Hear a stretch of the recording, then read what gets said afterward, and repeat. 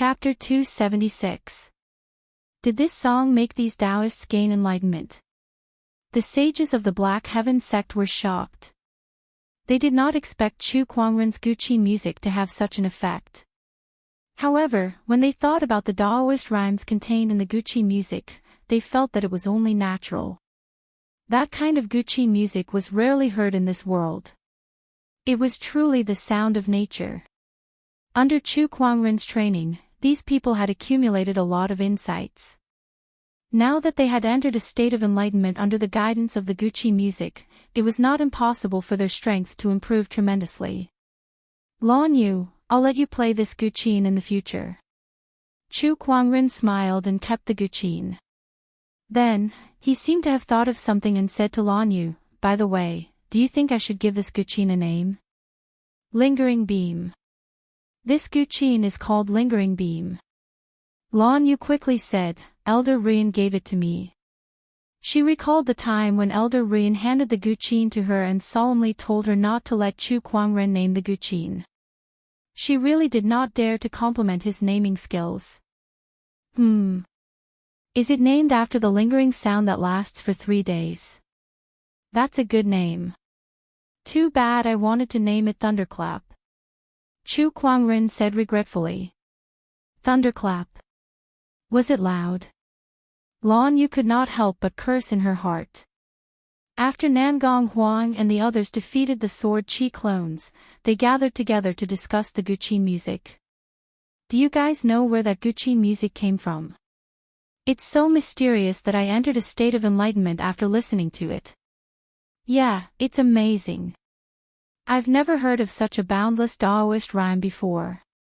The person who played this Guqin music must be an incredible musical Taoist grandmaster.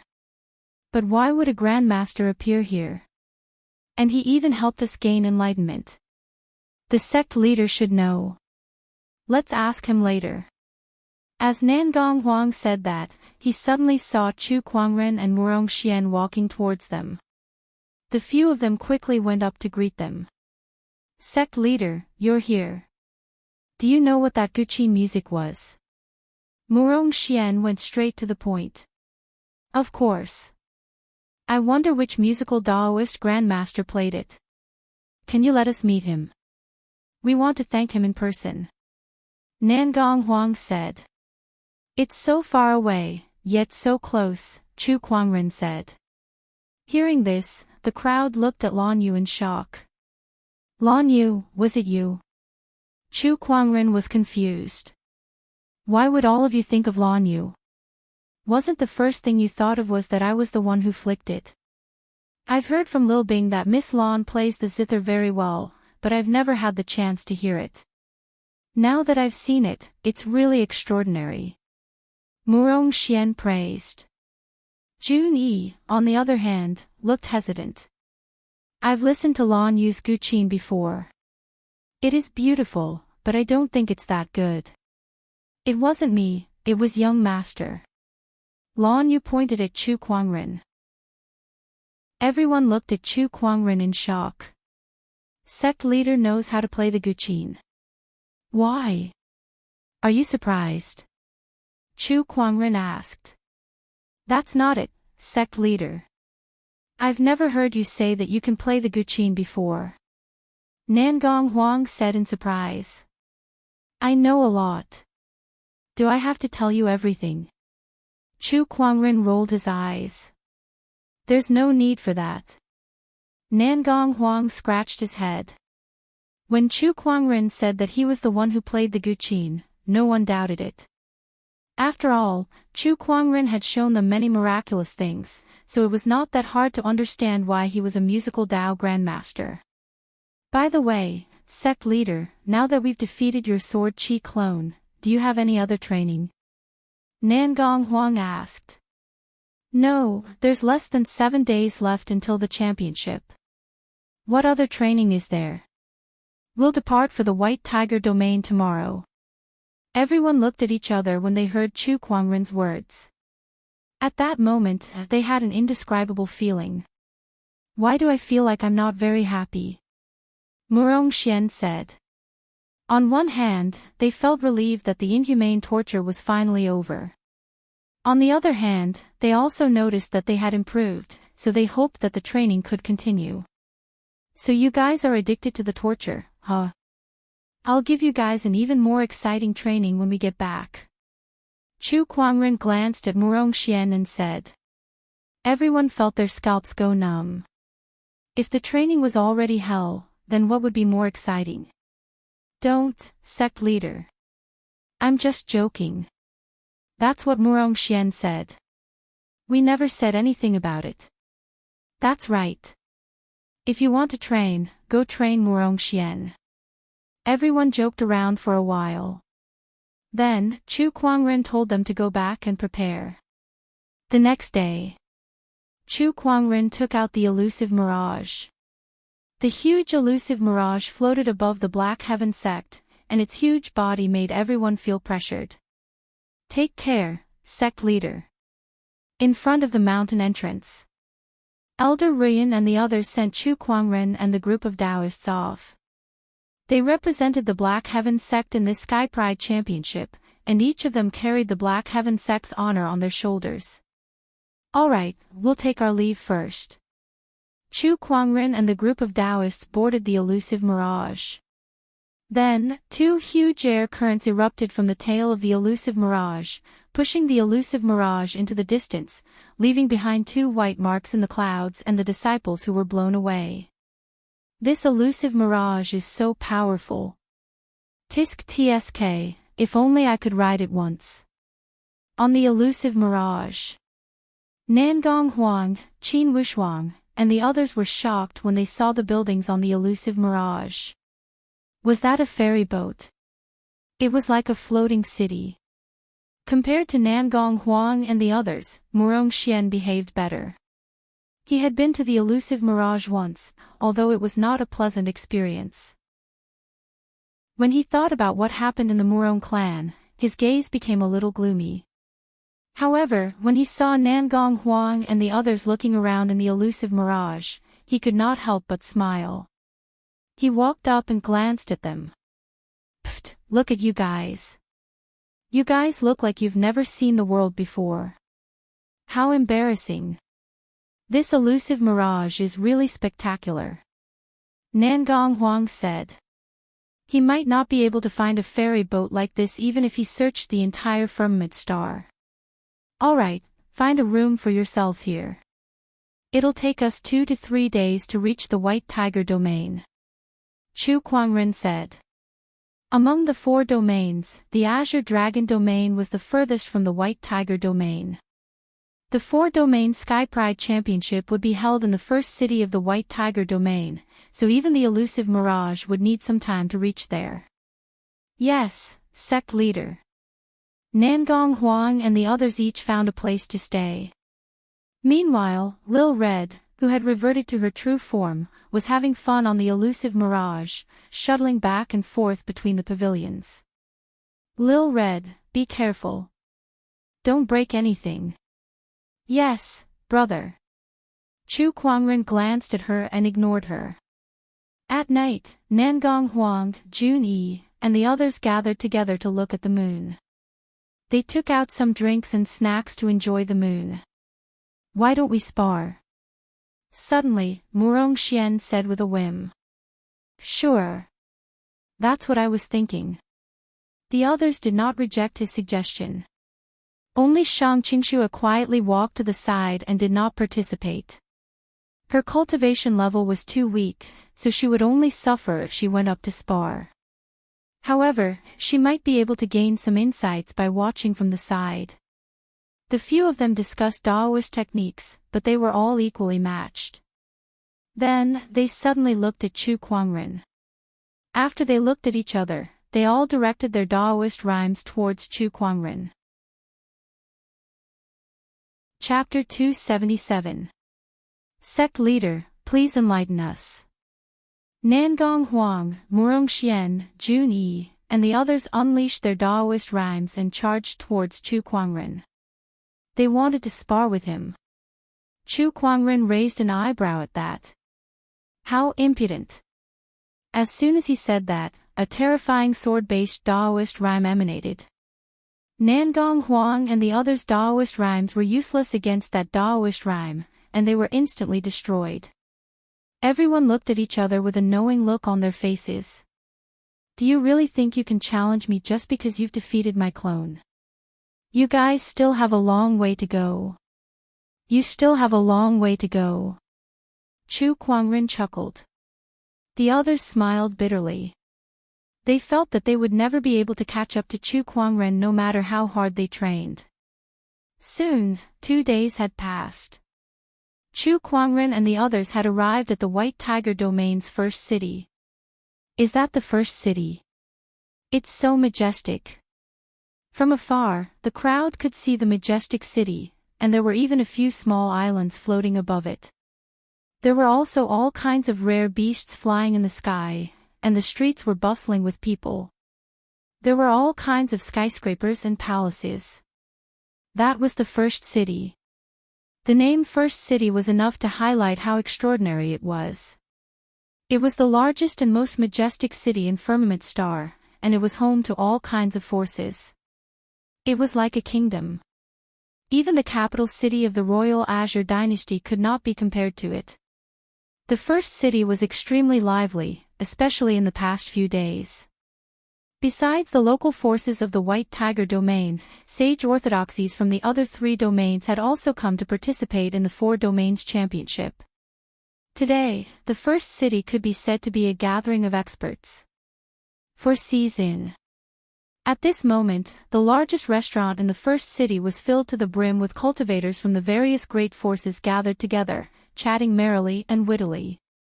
I can't believe Tempest Mountain is here to participate in this championship. How can we miss out on such a grand event?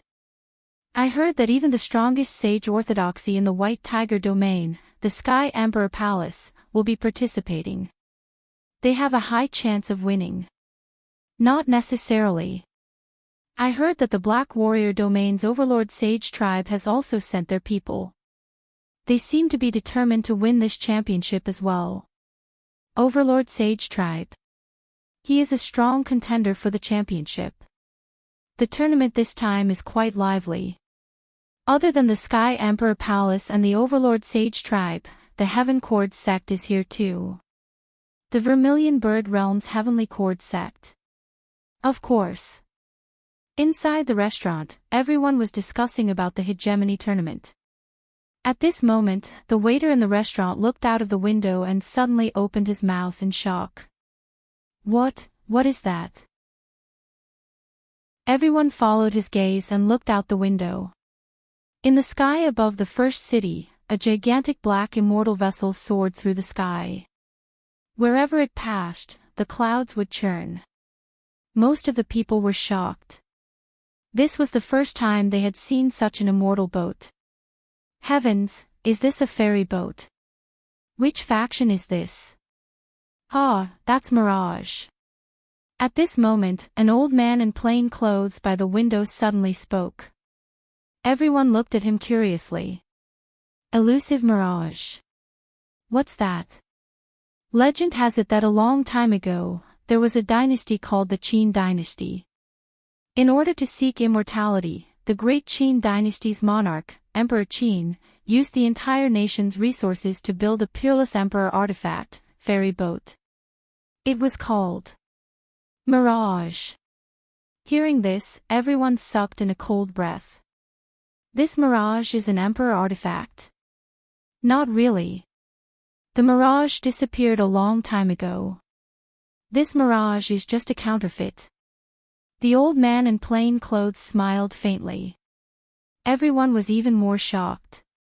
If a counterfeit was already so powerful, what would the real Mirage look like? Everyone could not help but wonder.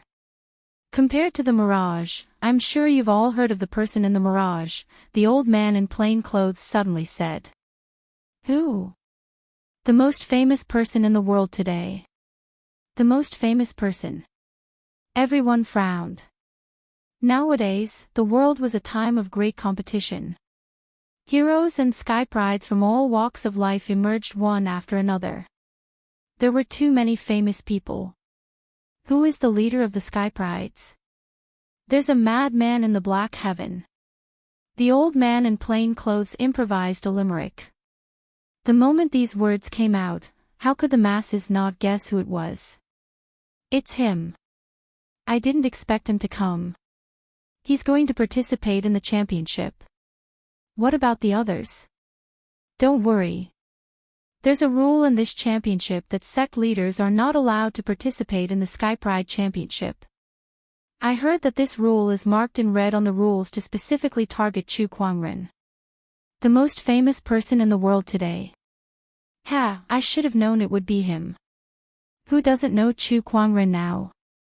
One of the cultivators exclaimed. Then, he looked at the old man in plain clothes.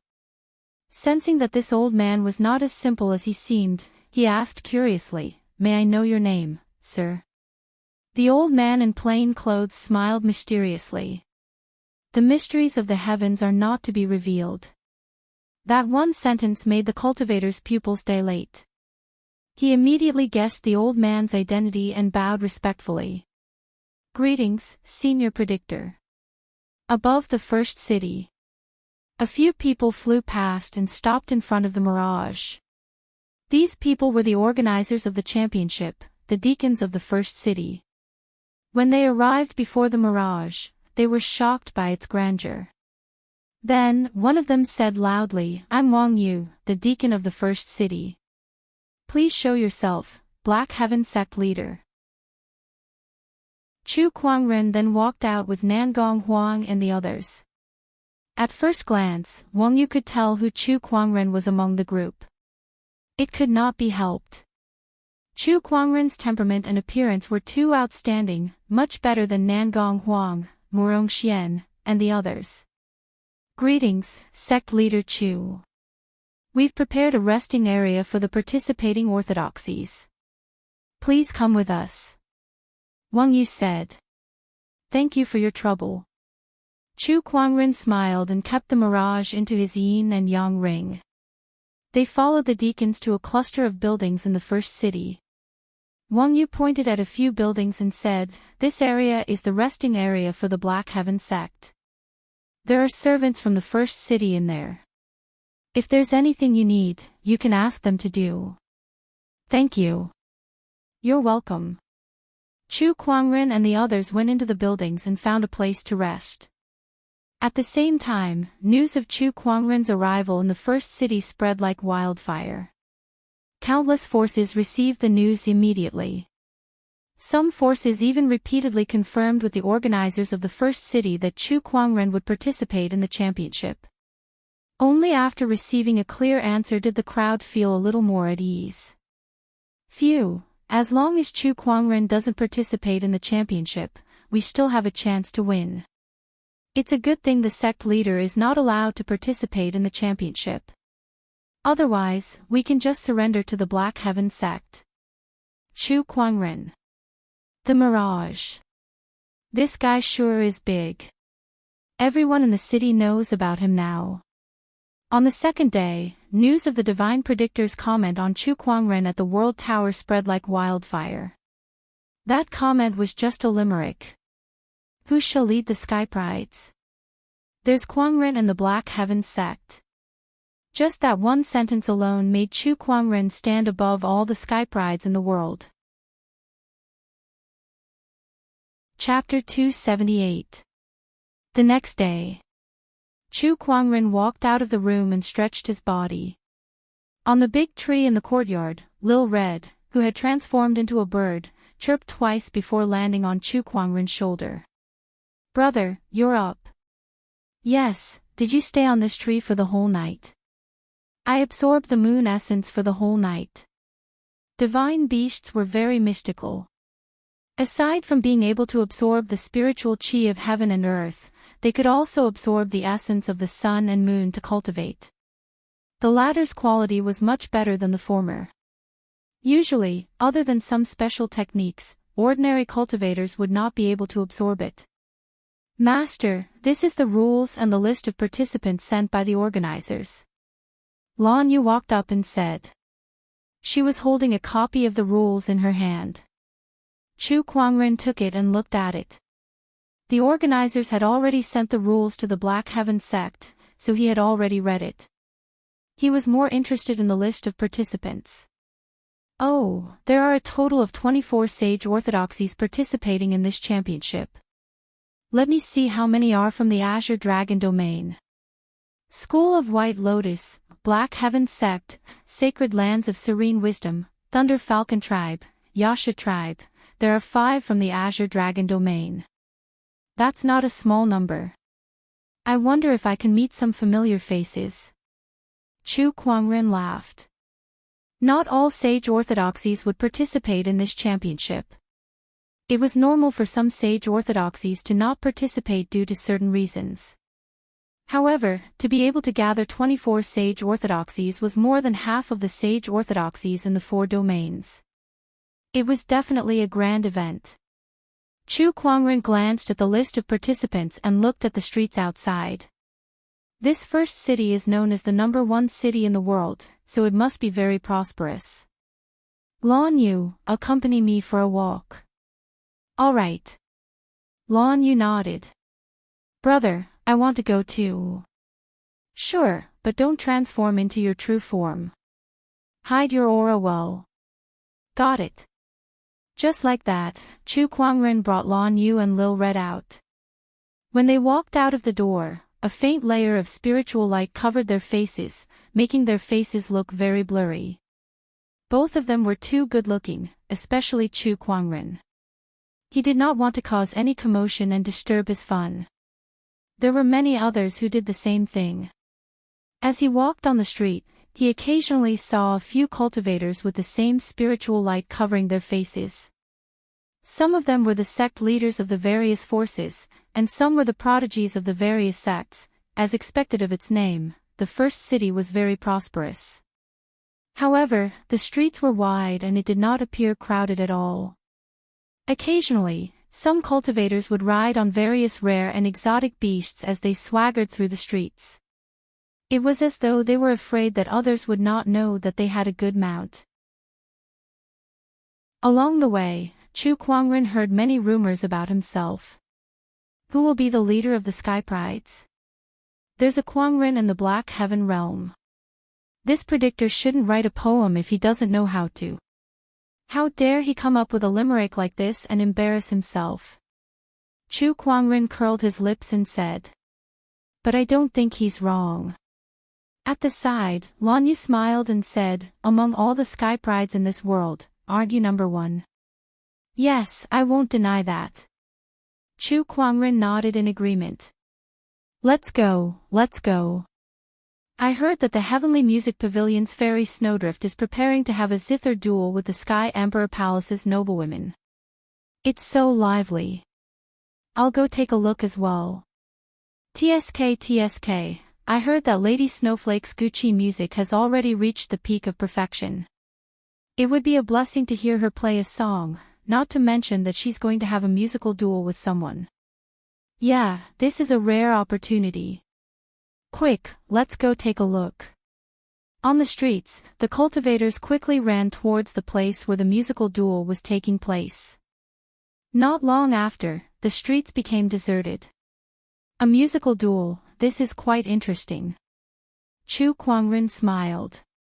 Ever since he obtained the 8 celestial demonic chords, his musical Tao had reached such a high level that not many people in this world could compare to him. He was also a little curious as to how much this Sky Pride of the Heaven Chord Pavilion, who was famous for her musical Tao, could achieve. Lan Yu, let's go join in the fun. All right. Both of them arrived at the place where the musical duel was taking place. It was a tall building. 2 women stood on top of the building.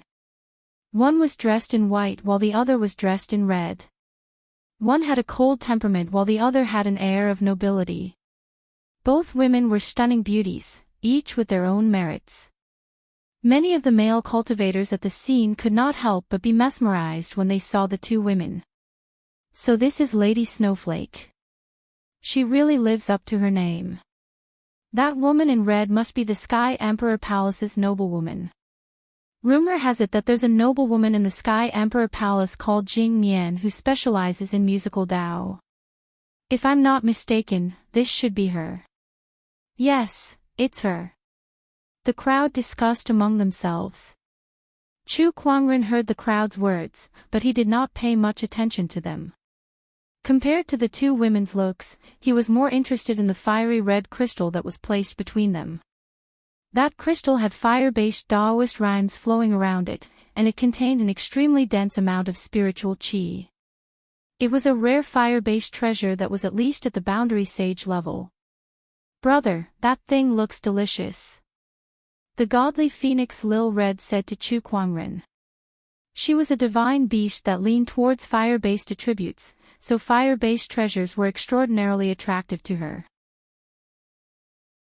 Don't worry, I'll find one for you in the future. Chu Kuangren said. Lil Red was standing on his shoulder, and Chu Kuangren could even hear the sound of her swallowing saliva. This little girl seems to like that crystal a lot. Should I think of a way to get it? Chu Kuangren thought to himself. He could not snatch it anymore. How would it look if the Black Heaven sect leader stole something from another sect's disciple if word got out? I can't believe you've taken out such a precious fire spirit crystal just to have a musical duel with me. At that moment, Lady Snowflake said. Rumor has it that Lady Snowflake from the Heaven Chord sect is unparalleled in musical Dao. I've always wanted to see if your heavenly snow melody is better, or if my honoring an emperor tune is better, Sky Emperor Palace's noblewoman Jing Nian said. As she spoke, she took out a guqin.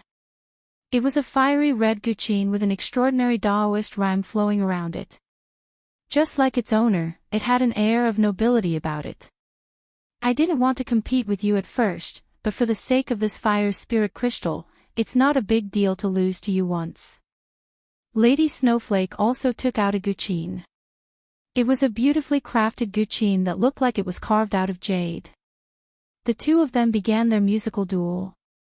Lady Snowflake took the lead and played a song.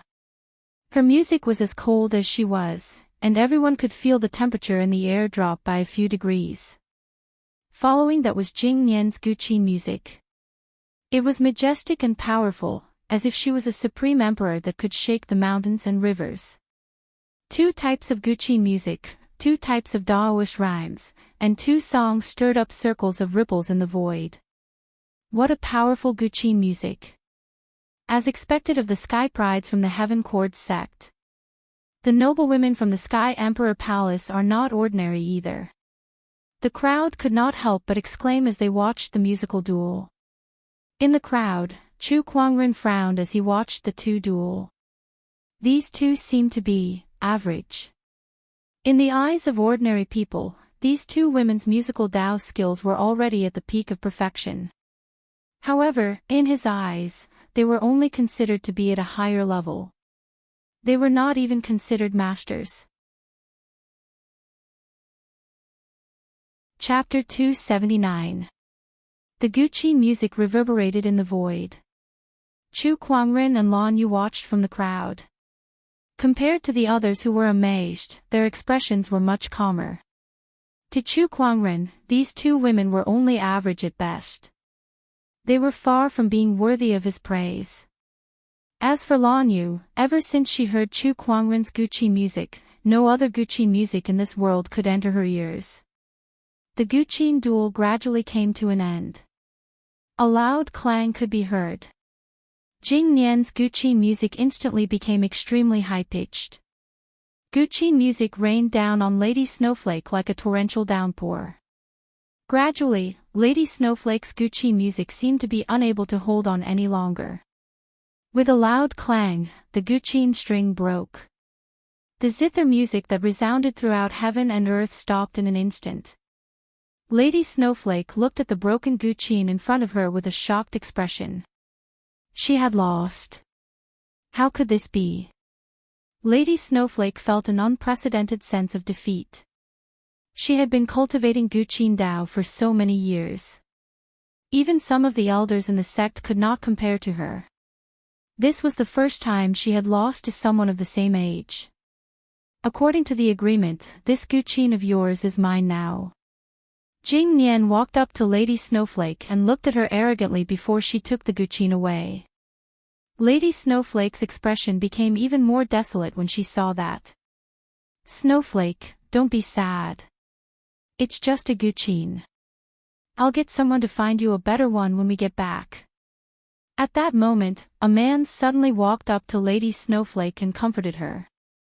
Lady Snowflake took 2 steps back and said, "Thank you, Bachelor Sage Chang Yuan. However, the Heaven Chords sect has a professional guqin craftsman. You don't have to trouble yourself with finding a guqin."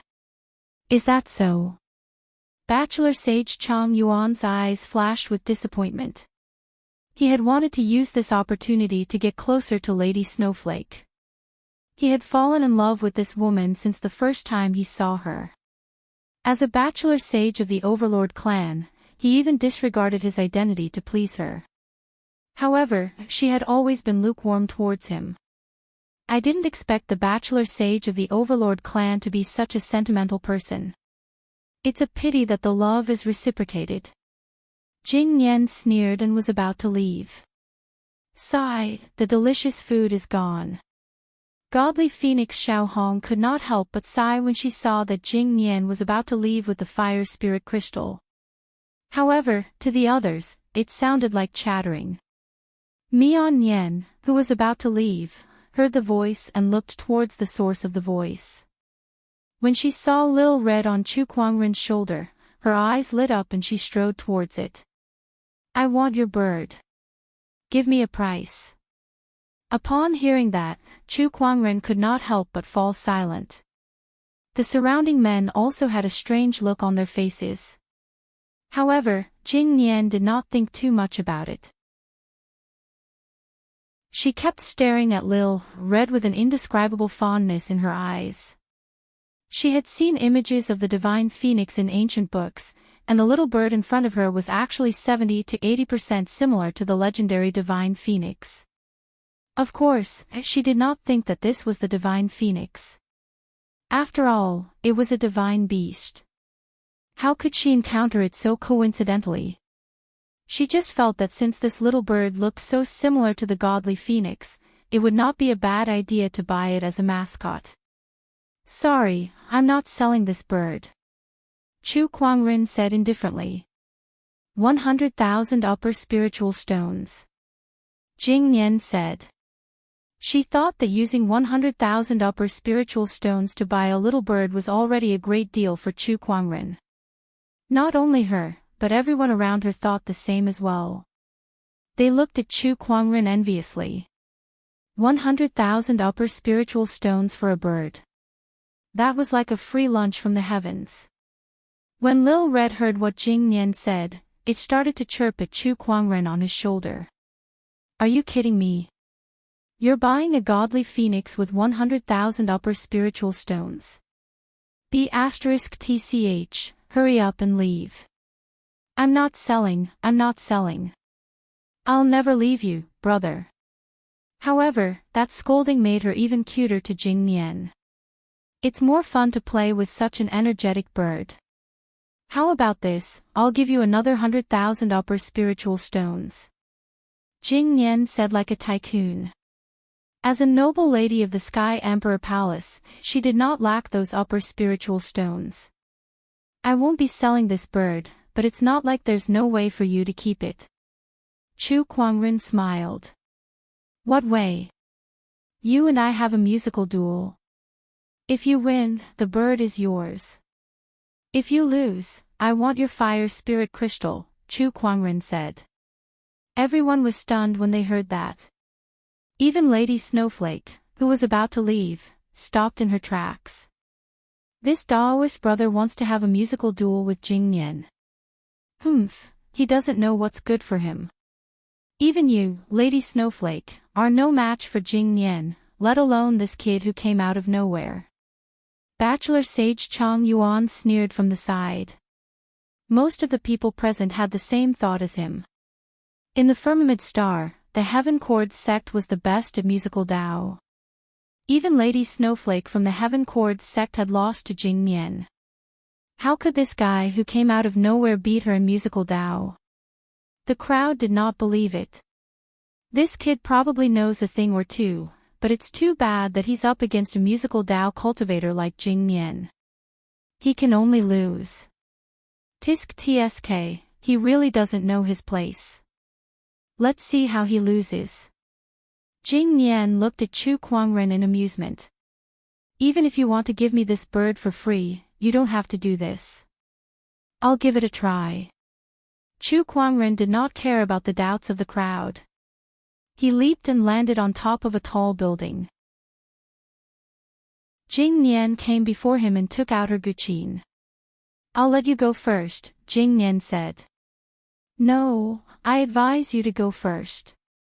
Otherwise, there's a high chance that you won't get another chance, Chu Kuangren said sincerely. How arrogant. I'll let you go first, so I'll let you go first. Jing Nian frowned and was a little displeased. The others also thought that Chu Kuangren was too good at pretending. The more arrogant he is, the more awkward it'll be when he loses later. That's right. Chu Kuangren turned a deaf ear to the discussions around him. He took out his lingering melody. As soon as lingering melody was played, Lady Snowflake's eyes lit up and she could not help but exclaim, "What a nice guqin." Lady Snowflake likes this guqin. Whether it's the material or the craftsmanship, this is a top-notch piece of art. It's even better than the one I had before. Sage Chang Yuan fell into deep thought when he heard that. Since you want me to go first, I won't hold back then. Chu Kuangren placed the guqin on his knees and plucked it with all 10 fingers. The moment the guqin music rang out, Jing Nian could not help but look shocked. Then, her eyes widened and her face was filled with disbelief. The noisy crowd instantly became incomparably quiet. The guqin music contained a boundless Taoist rhyme as it reverberated. Everyone felt as if their minds were being pulled into that boundless world. This was especially true for Jing Nian. She was affected by the Taoist rhyme in the guqin music. She felt as if she was in a boundless world as the boundless Taoist rhyme surged towards her like a tidal wave, making it difficult for her to defend herself. It was too terrifying. This guqin music, this Taoist rhyme was too terrifying. Jing Nian raised her trembling hand and tried to play the guqin in her hand to resist Chu Kuangren's guqin music. However, when her fingers landed on the guqin strings, she realized that she could not make a single sound no matter how hard she tried. Her zither Dao had been completely suppressed. How can there be such a guqin Taoist rhyme in this world? Chapter 280. This is impossible. How can such guqin Taoist rhymes exist in this world? Jing Nian looked at Chu Kuangren in disbelief. In the face of Chu Kuangren's guqin music, she could not even muster the slightest intention to compete with him. She had lost, completely lost. After playing the tune of Boundless Universe, Chu Kuangren put away his guqin and looked at Jing Nian. It's your turn now. Please. Jing Nian was on the verge of tears. My turn. My turn. How are you going to compete with me? I've lost. Jing Nian took out the fire spirit crystal and tossed it to Chu Kuangren. Then, she asked curiously, may I know which musical Taoist grandmaster you are? I don't specialize in the way of the zither. I just use it to kill time in my spare time. I don't deserve to be called a great grandmaster. Chu Kuangren said calmly after he took the fire spirit crystal. Everyone who had just recovered from the guqin music was dumbfounded when they heard what he said. Even the aloof Lady Snowflake could not help but twitch her lips. The zither grandmaster realm that all the cultivators of the Heaven Chord sect dreamed of was actually something that someone else practiced to kill time. Was there any justice in this world? Was there still any humanity left? Since you are unwilling to reveal your name, I will not force you. However, I would like to invite you to my place tonight to play the zither and discuss the Tao. Jing Nian said with a fiery gaze. Was it playing the zither and discussing the Tao? Or was it love? The surrounding male cultivators looked at Chu Kuangren enviously. After all, she was a noble lady of the Sky Emperor Palace. Being invited by her was a dream come true for countless male cultivators. If anything were to happen during this, it would be a blessing of 3 lifetimes. Many people at the scene wished they could replace Chu Kuangren. At that moment, Lady Snowflake, who was standing not too far away, walked over and said to Chu Kuangren, "Fellow Daoist, your musical Dao attainments are so high that Snowflake admires you very much. I would like to invite you over to my place for a long chat." Even someone as cold as the fluttering snow fairy could not help but be tempted after witnessing Chu Kuangren's godly musical Dao attainments. Even her master did not have such attainments in the Zither Dao. If she was able to make friends with such an expert and receive a pointer or two from him, it would absolutely be a great benefit to her. The moment Fairy Snowdrift spoke, all the male cultivators present widened their mouths in disbelief. F*CK me. Fairy Snowdrift, where's your coldness? Where is your modesty? Your persona has collapsed. Bachelor Sage Chang Yuan stared at Chu Kuangren with a face full of jealousy. He had chased after Lady Snowflake for so many days, yet she had never treated him differently. Yet now, she was sending out an invitation to a stranger. What AF * King long talk. First come, first served. I was the one who invited this fellow Daoist first. Jing Nian glanced at Lady Snowflake and said in an unfriendly tone. There are some things that don't matter. Sometimes, it depends on fate. Perhaps this fellow Daoist is more willing to discuss the Dao with me. A loser like you dares to compete with me. A sense of shame leads to courage. It is precisely because I lost to you that I should grasp the opportunity to learn from this fellow Daoist and benefit from it. Fairy Fluttering Snow and Jing Nian, these 2 women who were unreachable in the eyes of countless male cultivators, were now fighting over a man in the middle of the street. The 2 women were at each other's throats, neither willing to back down. Although they did not fight, everyone could smell the thick smell of gunpowder in the air. At that moment, the crowd was filled with envy and jealousy toward Chu Kuangren. They could not wait to answer on his behalf. Stop fighting, only children make choices. Adults want both. Let's talk about love together. Oh no, play the Guqin.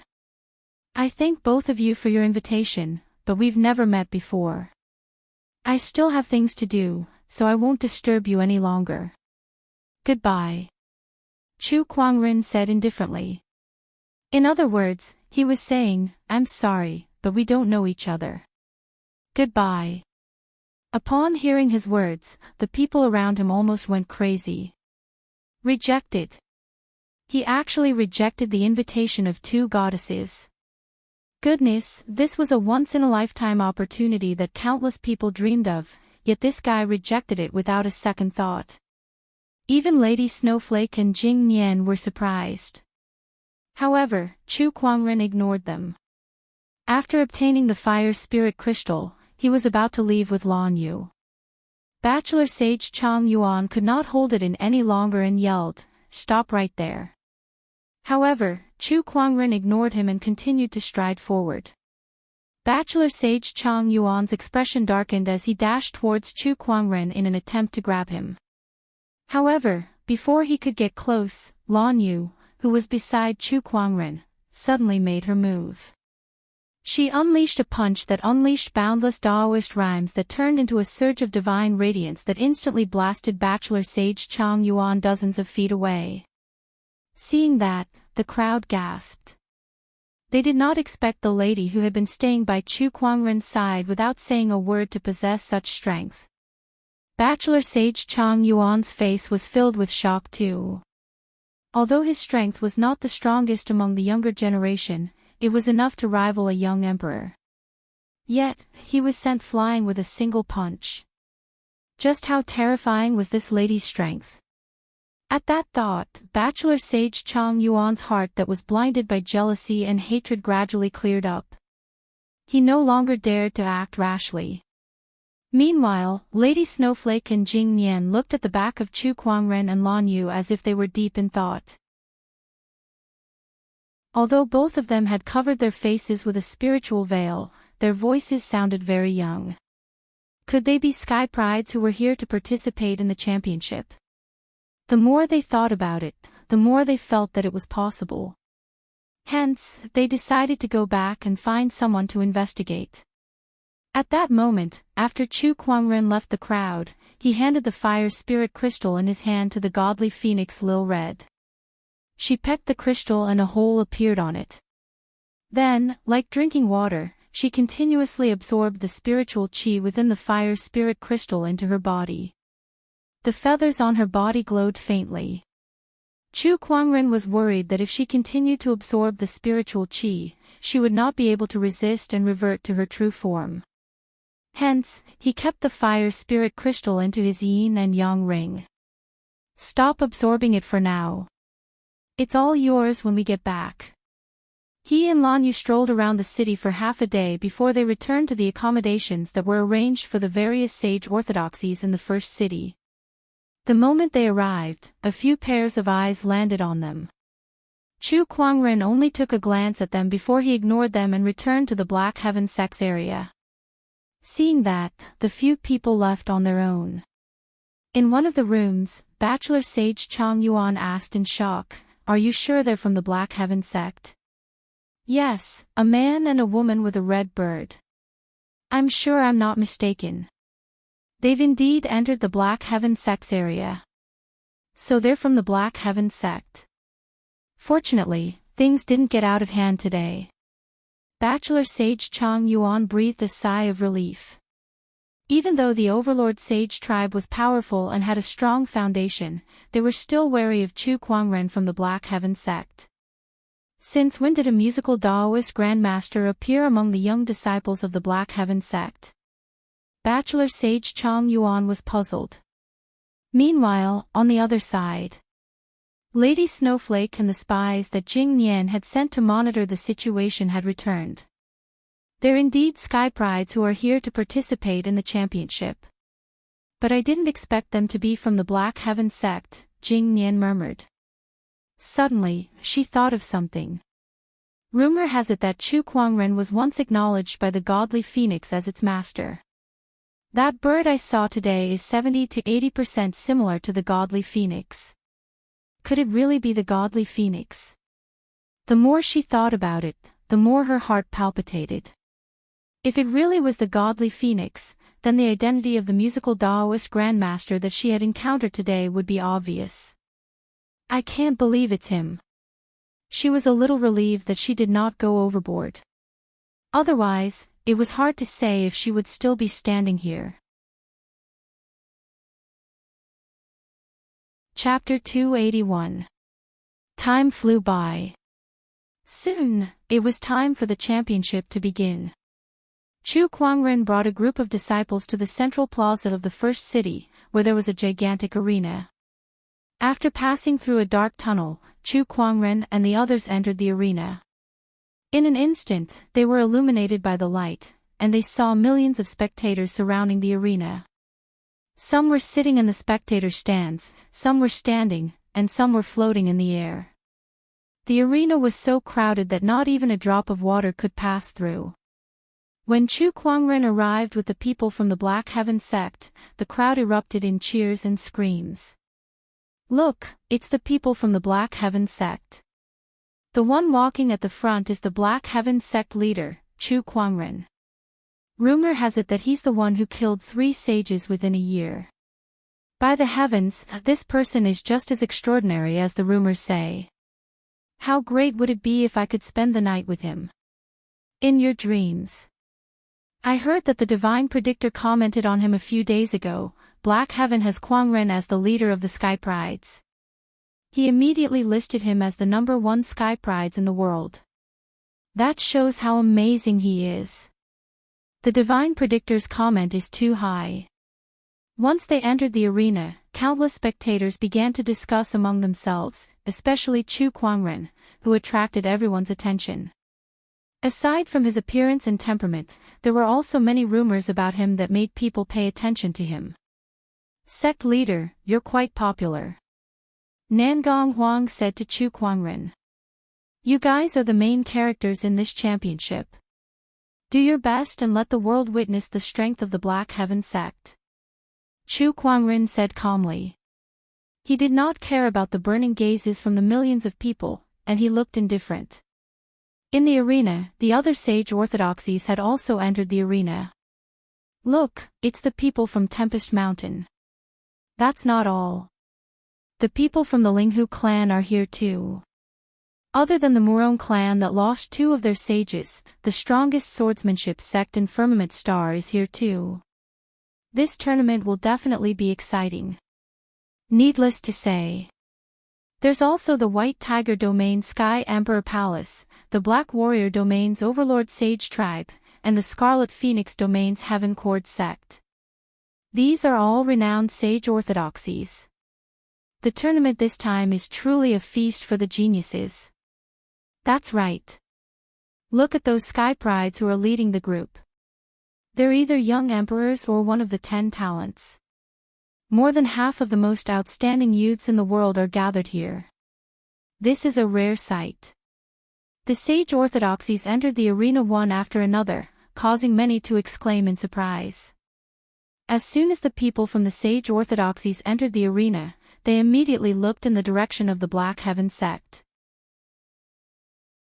To be more precise, they were looking in the direction of Chu Kuangren. Chu Kuangren. The young emperor of the Linghu clan, Linghu Ting, stared at him with a look of dread and even fear. He had once fought Chu Kuangren at the sword gauntlet, but he ended up suffering a crushing defeat. Later on, he heard the news that Chu Kuangren had killed 2 of the Murong clan sages, and he was so shocked that his Daoist core almost collapsed. At that time, he knew that the gap between them was so great that he might not be able to catch up even if he tried his entire life. In the direction of Mount Tempest. The young emperor, Ling Feng, stared at Chu Kuangren with a complicated look in his eyes. Back at the sword gauntlet, he was suppressed by Chu Kuangren's sword-based Daoist rhyme to the point that he could not even unleash a single sword attack. That incident had become a knot in his heart. Later on, when he heard about Chu Kuangren's deeds, he suddenly realized that he, the so-called sword lunatic, was not even worth mentioning. What Chu Kuangren had done was the true definition of madness. Besides Linghu Ting and Ling Feng, many other Sky Prides were also carefully observing Chu Kuangren. They were too curious about this person. Everyone was a Sky Pride, so why was he so outstanding? Not only did he become a sect leader, he killed a sage, and he even got the godly phoenix to acknowledge him as its master. His name was known throughout the world, and he completely outshone everyone else. Among these people, there were some whose eyes were filled with jealousy, some who were unwilling, and some who were eager to give it a try. In the direction of the Overlord Sage tribe, Bachelor Sage Chang Yuan gasped when he saw Lil Red on Chu Kuangren's shoulder. It's him.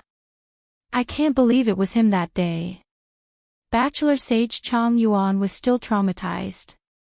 Beside him, a black-robed elder noticed his unusual behavior and asked curiously, Bachelor Sage Chang Yuan, what's wrong? Elder, he's the person I told you about. Bachelor Sage Chang Yuan gulped and said in a serious tone. The black-robed elder's expression changed slightly. He then looked at Bachelor Sage Chang Yuan and said, You're lucky to still be standing here. Elder, I trust you've been well since we last met. At that moment, the people from the school of White Lotus walked up. The White Lotus leader bowed at Chu Kuangren and said respectfully. Leader, you guys are here too. Yes. The few of them chatted casually. Chu Kuangren was also secretly observing the others, but he soon lost interest after a few glances. Most of the people who came were led by the sect leaders of the various sage orthodoxies. There was not a single sage among them. In other words, the sages were hiding in the dark and had yet to show themselves. It's a shame that you can't participate in this championship, Elder. Otherwise, I'm afraid you'll be the champion, the White Lotus leader said with a smile. Chu Kuangren chuckled and said, I'm already a sect leader. How can I compete with a bunch of juniors? It's beneath my dignity. Hearing this, everyone rolled their eyes. Juniors. Please, wake up and take a look at your own age, alright? However, as much as they complained, no one dared to refute him. In other words, they should be glad that Chu Kuangren had such thoughts. Otherwise, if Chu Kuangren were to compete with these sky prides, who would be able to beat him? He would definitely beat them to a pulp. However, that was what the sect leaders thought. Some of the sky prides looked at Chu Kuangren with dissatisfaction. Is this guy trying to use his status to pressure us? Or is he trying to say that we're not worthy of being mentioned in the same breath as him? Juniors. F***ck his juniors. If there's a chance, I really want to compete with him. Those who were present were the most outstanding young people of their generation, so they naturally had their own pride. Even though they knew that they were no match for Chu Kuangren, they could not help but compare themselves to him. In other words, they deserved to be beaten up by society. At that moment, 3 rays of light descended from the sky and landed in front of the crowd. The 3 rays of light were 2 men and 1 woman. Each of them had a powerful Taoist rhyme flowing around their bodies. They were all honorable supremes. Upon seeing them, the crowd was shocked. It's them. They're 3 of the first city's 13 prefects. It's the 11th, 12th, and 13th prefects. They're the judges for this championship. Rumor has it that there are 13 prefects in the first city, and each of them is a top-notch expert. Especially the ones at the front, they rarely show themselves. Rumor has it that the first 3 prefects are all sages. That's right. It's because of the 13 prefects that the first city's status in the White Tiger domain is so high that it's not any weaker than the Sky Emperor Palace. Otherwise, why would the first city dare to call itself the world's #1 city? Chu Kuangren activated his eye of revelation and glanced at the few prefects. The woman was the 11th prefect, and the 2 men were the 12th and 13th prefects. Their strengths were even stronger than ordinary honorable supremes. Chapter 282. Everyone, welcome to this year's hegemony competition. I'm sure everyone has read the rules of the championship. Now, let me explain the rules again. For this championship, we will divide the participating orthodoxies into 4 groups, Alpha, Beta, Gamma, and Delta. Each group will consist of 6 orthodoxies, and the winner will be decided from these 4 groups. In the end, the champion will be decided from these 4 groups. The champion will receive all the prizes sponsored by the Sage Orthodoxies. Now, is there anything else that you don't understand? The 13th prefect said. How will the group members be distributed? One of the orthodoxies asked.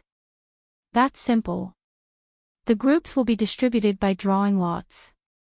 With a wave of a prefect's hand, 24 pearls appeared. Now, please send 1 person from each orthodoxy to collect 1 pearl. Everyone then sent their people forward. Chu Kuangren then sent Nangong Huang to collect 1 pearl. When Nangong Huang retrieved the pearl, the word Delta suddenly appeared on it. Looks like we're in Group Delta. Then, the 13th prefect asked the orthodoxies who had obtained the same type of pearl to stand together. Chu Kuangren glanced at them and realized that they were also in Group Delta. They were the Thunder Falcon tribe, the Linghu clan, the Heaven Cord sect, the Taoist school of dedication, and the 8-Wind Palace. In other words, the Black Heaven sect had to defeat these 5 sage orthodoxies to enter the semi-finals. Oh my, what luck. I can't believe there are 2 sects that have a grudge against us in one group. Murong Xian glanced in the direction of the Thunder Falcon tribe and the Linghu clan. They were also observing them with intense hostility. Now, everyone in Group Delta, please stay where you are. The other 3 groups shall return to the spectators' platform, the 13th prefect said. Chu Kuangren returned to the spectators' platform and looked at the arena. All he saw was a prefect taking out a giant golden bell and placing it on the ground. A mysterious Taoist rhyme swirled around the golden bell. Chu Kuangren took a glance at it and immediately knew that it was a rare sage weapon. This is the first segment of the championship, striking the golden bell. Now, all orthodoxies in Group Delta will send out 2 people to attack the golden bell. Once the bell rings, 1 point will be awarded, 2 points will be awarded, and so on. The 13th prefect said to the crowd. The hegemony competition was a competition of the points obtained in each segment. In the end, whoever had the most points would be the winner. Let me go first. A genius from one of the orthodoxies in Group A walked out. This person had a burly figure and an extremely overbearing Taoist rhyme circulated around his body. He raised his fist and punched the golden bell. Violent Taoist rhymes erupted, causing the golden bell to shake. There were a total of 4 chimes. 4 tolls, 4 points. This person is a heaven's pride from the Emperor Palace. His battle prowess is extremely strong, but his powerful attack only caused the bell to ring 4 times. This first segment doesn't look simple. The first stage continued. One by one, the people from the orthodoxies went up to strike the golden bell to gain points. Among them, the most outstanding prodigies could only make the golden bell ring 5 times. The weaker ones could only make it ring twice. Sect leader Chu, I'm sure it must be a shame that you can't participate. At that moment, the Linghu clan's clan leader came before Chu Kuangren and said with a smile. Chu Kuangren glanced at him. There's nothing to be regretful about. It's beneath me to compare myself to a bunch of juniors. But sect leader Chu can't participate. Do you think these people from the Black Heaven sect can make it to the end? I don't think they can even stand out in the group stage. The Linghu clan's clan leader laughed. Oh, can I take that to mean that the Linghu clan is looking down on the disciples of the Black Heaven sect? Chu Kuangren smiled and stared at the Linghu clan's clan leader. The corner of the Linghu clan's clan leader's mouth twitched. Sect leader Chu, you've misunderstood me. That's not what I meant. However, I believe that many people from the orthodoxies here are thinking the same thing. The Linghu clan's clan leader was right. The most feared person in the Black Heaven sect was Chu Kuangren. Disciples like Nangong Huang and Murong Xian were nothing to them. It would be difficult for these people to win the championship. Then let them open their eyes wide and take a good look at the glory of the Black Heaven sect. Chu Kuangren said. The Linghu clan's clan leader took a good look at him, wondering where his confidence came from. He glanced at Nangong Huang and the others. No matter how he looked at it, it was impossible for these people to win the championship. Then we shall wait and see, the Linghu clan's clan leader said. Soon, the participants of the 3 groups were done with their tests. It was Group Delta's turn. The first to go up was the young emperor of the Linghu clan, Linghu Ting. He walked up to the golden bell and swung his long sword. Dong dong dong, 5 consecutive rings of the bell rang. This was already the best result so far. Linghu Ting smiled in satisfaction. He looked in the direction of the Black Heaven sect and smirked as if he was provoking them. Then, the Linghu clan sent out another sky pride who scored 4 rings. Including Linghu Ting, they had a total of 9 points. Fallen thunder. A black thunderbolt suddenly shot out and fiercely smashed on the golden bell. The golden bell rang 6 times in total. Such a result had broken everyone's record. The audience could not help but gasp in surprise. It's the Thunder Falcon tribe's young emperor, Lei Mingtian. Such power. Even an honorable might not be able to do that. As expected of Lei Mingtian. Even among the young emperors, not many can match him. He's too strong. The young emperor Lei Mingtian taunted the Black Heaven sect. Just like Ling Huting, he had a grudge against Chu Kuangren. However, Chu Kuangren and the others dared not provoke him. However, they were not afraid of the others from the Black Heaven sect. These two are still asking for a beating. Chu Kuangren curled his lips. Lei Mingtian's strength is not to be underestimated. Even I might not be able to block such a powerful attack. Nangong Huang said. It's just a fight. This is only the first round, so many people are holding back. He used his full strength just to annoy the sect leader, Murong Xian said from the side. But since he's provoking us, we can't just ignore him. Nangong Huang smiled and walked to the front of the golden bell. Sword chi swirled around his blade. With a fierce slash, a violent sword chi gushed out and landed on the golden bell. Dong, dong, dong, a total of 6 rings. The crowd gasped. Lei Mingtian's eyes narrowed as a hint of fear appeared in his eyes. Nangong Huang has such strength. Not only him, but the other sky prides were also surprised. He didn't have such strength back at the sword gauntlet. How did he improve so much in just over a year?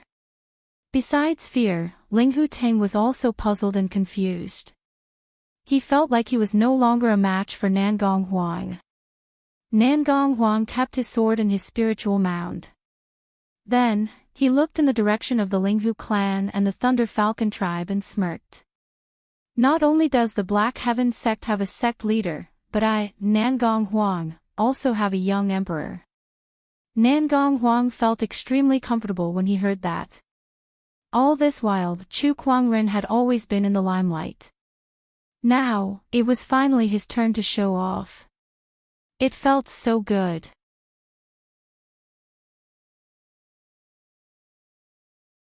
Chapter 283.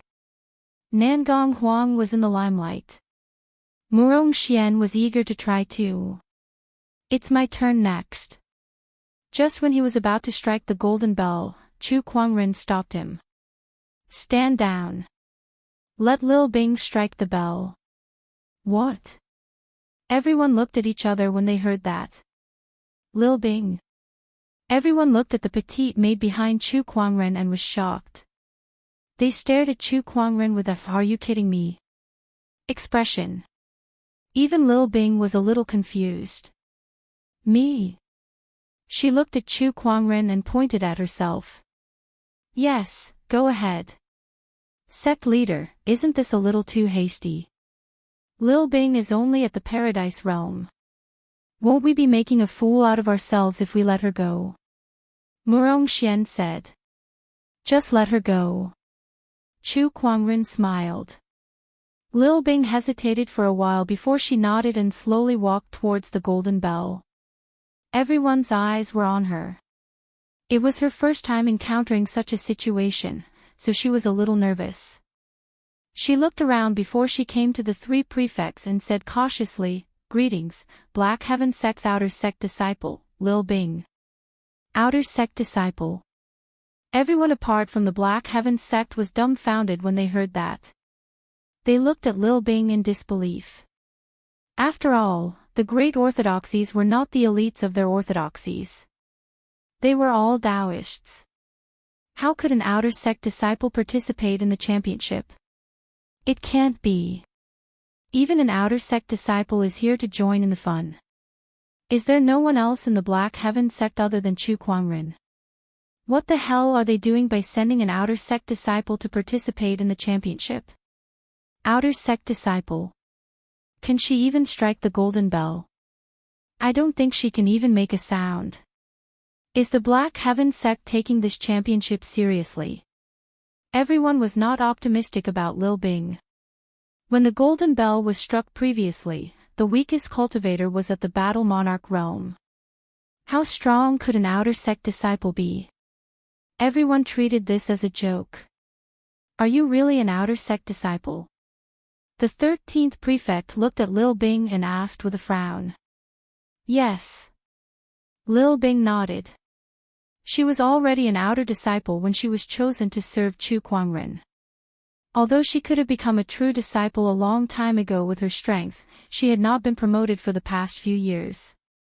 From her point of view, becoming a true disciple or even a Daoist was not as good as staying by Chu Kuangren's side, even if she could only be a servant. Sect leader Chu, you'd better explain yourself. What do you mean by this? Are you treating this competition as a game? The 13th prefect looked at Chu Kuangren and asked in a deep voice. The first city had organized this geniuses supremacy competition and all the participants were renowned sky prides, Taoists and even young emperors. To the 13th prefect, Chu Kuangren sending an outer sect disciple into the arena was a form of disrespect to the first city. It was a form of provocation. What's wrong? The rules only state that sect leaders can't participate. Which rule says that outer sect disciples can't participate? Chu Kuangren raised an eyebrow and retorted. You. The 13th prefect was rendered speechless. He scoffed coldly and said to Lil Bing, "You may begin then. I'd like to see what tricks an outer sect disciple like you can play." Lil Bing stood in front of the golden bell and took a deep breath. She slowly raised her hand. A mysterious golden rune appeared on her arm. Then, the surrounding spiritual qi, like rivers flowing into the ocean, continuously gathered towards the golden rune on Lil Bing's arm. A golden sword shadow appeared out of thin air in front of Lil Bing, emitting a terrifying aura that was comparable to an honorable's. Everyone's expression changed when they saw that. Rune, it's the power of runes. No wonder Chu Kuangren sent her into the arena. So that's how it is. But judging from her aura, she's only comparable to an ordinary honorable. She can only unleash 3 chants at most. Something's not right. The sect leaders of the various great orthodoxies frowned. That was because they realized that the power of the rune in Lil Bing's hand was still increasing. The surrounding spiritual qi was like a tidal wave, turning into golden ripples that continuously surged into the rune. The golden sword shadow became more and more solid, and an incredibly sharp aura emanated from it. The entire arena was shrouded in that aura. Gradually, everyone felt their hearts palpitate as they looked at the delicate Lil Bing who was standing at the same spot and gulped. I think the power is still increasing. What kind of rune is that? Why is it so terrifying? Golden Mountain Breaker Sword. When the golden sword shadow's aura reached its peak and turned into a giant sword that was almost solid, Lil Bing let out a cry, and the giant sword, which was wrapped in a majestic sword qi, shot out. Boom! The giant sword directly landed on the golden bell, and a horrifying sound erupted. Everyone could only see the golden bell being blasted away, and it kept ringing in midair. 1, 2, 3, 4, 5, 6, 7. When the 12th bell rang, the golden bell fell from midair and smashed onto the ground. When the last bell rang, it set off billowing smoke and dust that engulfed half of the arena. 13 bell rings. Everyone could only feel their minds buzzing as they looked at Lil Bing who was standing at the same spot in disbelief. Is she really an outer sect disciple? That attack is even more terrifying than an honorable supreme. I think it's at least as powerful as a boundary sage. Oh my god, is she really an outer sect disciple? Is the Black Heaven sect messing with us? The Thunder Falcon Tribe, Linghu Clan, Tempest Mountain, Sky Emperor Palace, Heaven Court Sect, and other Sage Orthodoxies sect leaders and Sky Prides were all staring at Lil Bing. They could not imagine that this little handmaiden, who seemed to have never seen much of the world, could actually burst out such a terrifying power. 13 bell rings meant 13 points. Adding that to Nangong Huang's original 6 points, that was a total of 19 points. What kind of concept was that? After all, the other orthodoxy's best result was only 11 points, whereas the Black Heaven sect was sitting on 19 points. They had left the other orthodoxies far behind in the first round. Sect leader, since when did Lil Bing become so terrifying? Nangong Huang gulped and said. Other than Chu Kuangren, no one else in the arena could withstand that attack. Lil Bing has a sage-grade rune on her. The only reason she has such power is because of that sage-grade rune.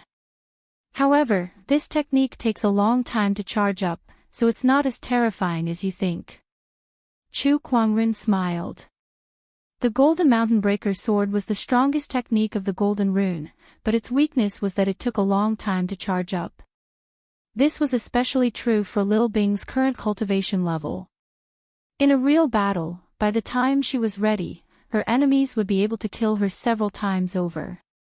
Meanwhile, the Sky Prides and sect leaders of the other orthodoxies had also noticed this and secretly breathed a sigh of relief. If Lil Bing could use that technique as she pleased, it would be too disadvantageous for them. No wonder Chu Kuangren let her fight. Striking the golden bell isn't a real battle, and since it won't move, it's perfect for her to unleash the full potential of that technique. The sect leaders and Sky Prides of the orthodoxies thought to themselves. With that, the first round had ended. The Black Heaven sect had taken first place with an absolute advantage of 19 points. Chapter 284. Lil Bing had shocked everyone with a single sage-grade rune. When she returned, the group of Taoists quickly surrounded her and showered her with compliments, leaving Lil Bing at a loss. Lil Bing, you did well. Chu Kuangren smiled. Thank you for the compliment, master. I did what I should. You must have used up a lot of energy after using the Golden Mountain Shattering Sword. Go and rest for a while, Chu Kuangren said. All right. Next was the second segment of the group stage. Above the arena, a gigantic pagoda appeared out of thin air. Then, an image appeared in front of everyone. In the image, there were many ferocious-looking beasts roaring, and the entire tower was filled with violent ferocious qi. Chu Kuangren noticed that the beasts in the image varied in strength, and their bodies were formed from spiritual qi, similar to his sword qi clones. They were probably the product of some restrictive spell. This pagoda is called the Beast Summoner Pagoda. Inside the pagoda, there are 100 beasts formed by a spell that gathers spiritual energy. These beasts are divided into 4 levels, namely the Battle Monarch, Honorable, and Supreme Honorable. The orthodoxies in each group will pick 2 geniuses, and they will take turns to enter the beast summoning tower with the geniuses of the other orthodoxies. Defeating a Battle Monarch beast will earn you 1 point, an Honorable beast will earn you 2 points, an Honorable beast will earn you 4 points, and a Supreme Honorable beast will earn you 10 points. As for the order of entering the Beast Summoner Pagoda, it will be decided by drawing lots. Before entering, you can choose the number of beasts you wish to challenge. Each person can only enter the Beast Summoner Pagoda 3 times. The 13th prefect said. Then, the orthodoxies from Group A started first. The crowd watched as the Sky Prides from each orthodoxy entered the Beast Summoner Pagoda one after another to fight the beasts and earn points. This segment was terrifying. Among the 100 beasts, there were 60 Battle Monarchs, 35 Honorables, 4 Honorables, and 1 Supreme Honorable. Most of the Taoists from the Sage Orthodoxies were only at the Paradise Realm and Battle Monarch Realm. They might not even be able to defeat the lowest level beasts in the Beast Summoner Pagoda. Only the young emperors from the Sage Orthodoxies who had the combat strength of Honorables or Honorables could achieve good results in the Beast Summoner Pagoda. Look, what a powerful force. F***ck me. That's the young emperor of the Overlord Sage tribe, Chang Tian, the most promising Sky Pride to become an emperor. He's so strong. The Venerable One can't even last one move against him. Cries of surprise suddenly rang out from the crowd. In the image of the beast summoning tower, there was an arrogant young man dressed in a green robe killing everything in his path. Every punch and every kick had the power to shake mountains and rivers. Purple energy surrounded his body, flowing with a terrifying and domineering Daoist rhyme. Once a battle monarch or even a venerable realm beast was hit by it, it would immediately turn into spirit chi and dissipate. Even a supreme being would not be able to withstand more than a few moves from him. This fellow's strength is terrifying. Nangong Huang said solemnly. This man is rumored to possess 3 primordial emperor's essences, the most promising one to become an emperor, the overlord sage tribe's genius, Chang Tian. I heard that this person also has the rare purple blood tyrant body of the Tyrant Body clan. This is the rumored supreme Tao body. Murong Xian added on.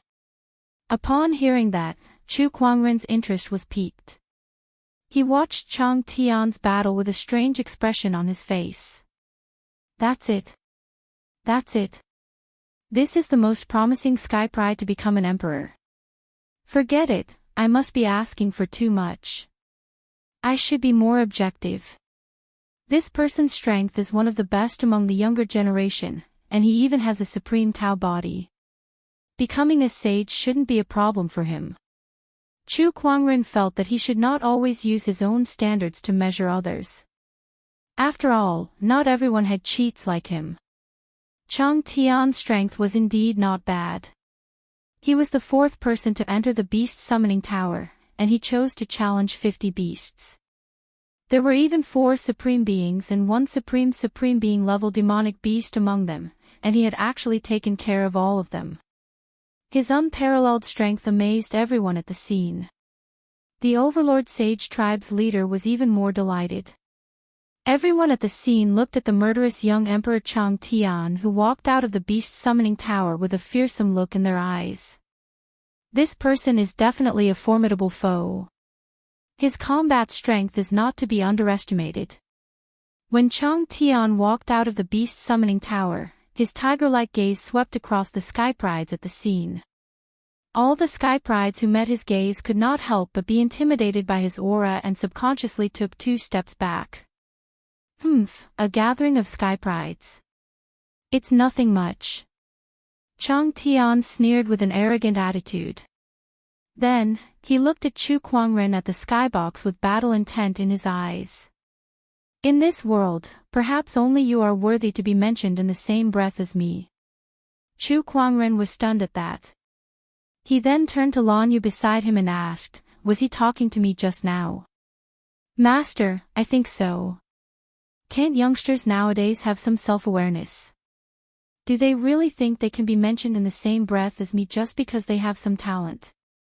He shook his head as if he was lamenting the degeneration of the world. Chang Tian frowned at that and said coldly, what? Do you think I'm not worthy to be mentioned in the same breath as you? He took a step forward and an incredibly powerful aura erupted from his body. Surges of purple chi surrounded him and charged towards Chu Kuangren. At that moment, a figure suddenly appeared in front of Chang Tian. Stop. Don't be rude. It was the Overlord Sage tribe leader. Compared to Chang Tian, the Overlord Sage tribe leader was much calmer. Naturally, he knew that provoking Chu Kuangren would not do the Overlord Sage tribe any good. Seeing that the Overlord Sage tribe leader had arrived, Chang Tian had to give him some face. Hence, he slowly retracted his aura. The Overlord Sage tribe leader smiled at Chu Kuangren. Chang Tian is an arrogant person. If he has offended you, please forgive him, sect leader Chu. Overlord Sage tribe leader, your tribe members are not very well-mannered. If you don't know how to discipline them, I don't mind helping you. It's simple, just give them a beating in this situation. Chu Kuangren fiddled with his fingers and smiled. The Overlord Sage frowned at that. I'll handle this myself. There's no need to trouble yourself, sect leader Chu. Although the Overlord Sage tribe leader was furious, he did not want to have any conflict with Chu Kuangren. Instead, it was Chang Tian who snorted coldly at that. You think you're worthy enough to discipline me? We'll see who's the one who's going to fight then. Oh no. The Overlord Sage tribe leader's expression changed drastically. As soon as Chang Tian finished speaking, a horrifying giant golden hand that exuded an incomparably majestic aura suddenly soared into the sky. Sage ruler technique, giant palm of exorcism. Brilliant heaven-shaking fist. The Overlord Sage tribe leader hurriedly activated his Sage technique and unleashed a black fist. However, the fist could only shake the void but not the giant golden hand. Like a bubble, it was easily smashed into pieces. The impact from the shattered fist immediately sent the Overlord Sage tribe leader flying, leaving only Chang Tian on the spot. He could not move at all as he was shrouded by the majestic Buddhist will. He could only watch helplessly as the giant hand approached him. Boom! The purple palm chi that surrounded Chang Tian was like a puff of smoke in front of the giant golden hand, dispersing upon contact. Just like that, Chang Tian was caught in the palm of the giant golden hand. He was held in midair like a little chick. No matter how hard he struggled, it was futile. Chapter 285. D***amenit. How could this be? Chang Tian channeled his spiritual power to activate his purple-blooded overlord physique. It was a supreme Daoist physique with terrifying power. In the past, no matter who he encountered, he would always be able to suppress even an honorable supreme with this Daoist physique. However, his Daoist physique had failed today. No matter how much he channeled his purple-blooded overlord physique or channeled his spiritual power, he could not move the golden palm at all. Not even your sage dares to speak to me like this, yet a mere young emperor like you dares to talk to me like this. Chu Kuangren said indifferently. Chu Kuangren, let go of me. Let go. Sure. Chu Kuangren casually waved his hand, and with a wave of his golden hand, Chang Tian was tossed out like a pebble. Chang Tian's figure was sent flying like a cannonball, stirring up waves of air around him. He tried to channel his spiritual power to stabilize his body, but he realized that the force on his body was too terrifying. No matter what he did, he could not get rid of that force. Just as he was about to smash into the walls of the arena and be smashed into pieces, a gentle force suddenly formed an air cushion behind him and caught him firmly. Brother Chu, don't you think you're a little too cruel? A man's voice suddenly rang out from the void. Yo, this voice sounds familiar. Chu Kuangren rubbed his chin and pondered for a while. Then, he suddenly realized something and said, the person who severed his own arm in Frost Valley. That voice sounded a little angry, but before it could finish, Chu Kuangren raised his hand and unleashed a palm attack on the void. Boom! The wind and clouds surged in all directions, and the void was almost distorted. A black-robed middle-aged man appeared. This man exuded a sage Daoist rhyme, and his aura was incredibly powerful. However, this sage's expression was extremely ugly. This man was the Overlord Sage tribe sage who was forced by Chu Kuangren to sever his own arm in Frost Valley, Grey Grill Sage. Grey Grill Sage stared at Chu Kuangren and said, Chu Kuangren, don't you think you're being a little too overbearing by attacking without a word? You're talking to me in such a secretive manner. I should be the one asking you if you have any respect for me. Chu Kuangren said coldly. Hearing this, the Grey Grill Sage was speechless. He believed that if he dared to say no, Chu Kuangren would not let the matter rest so easily.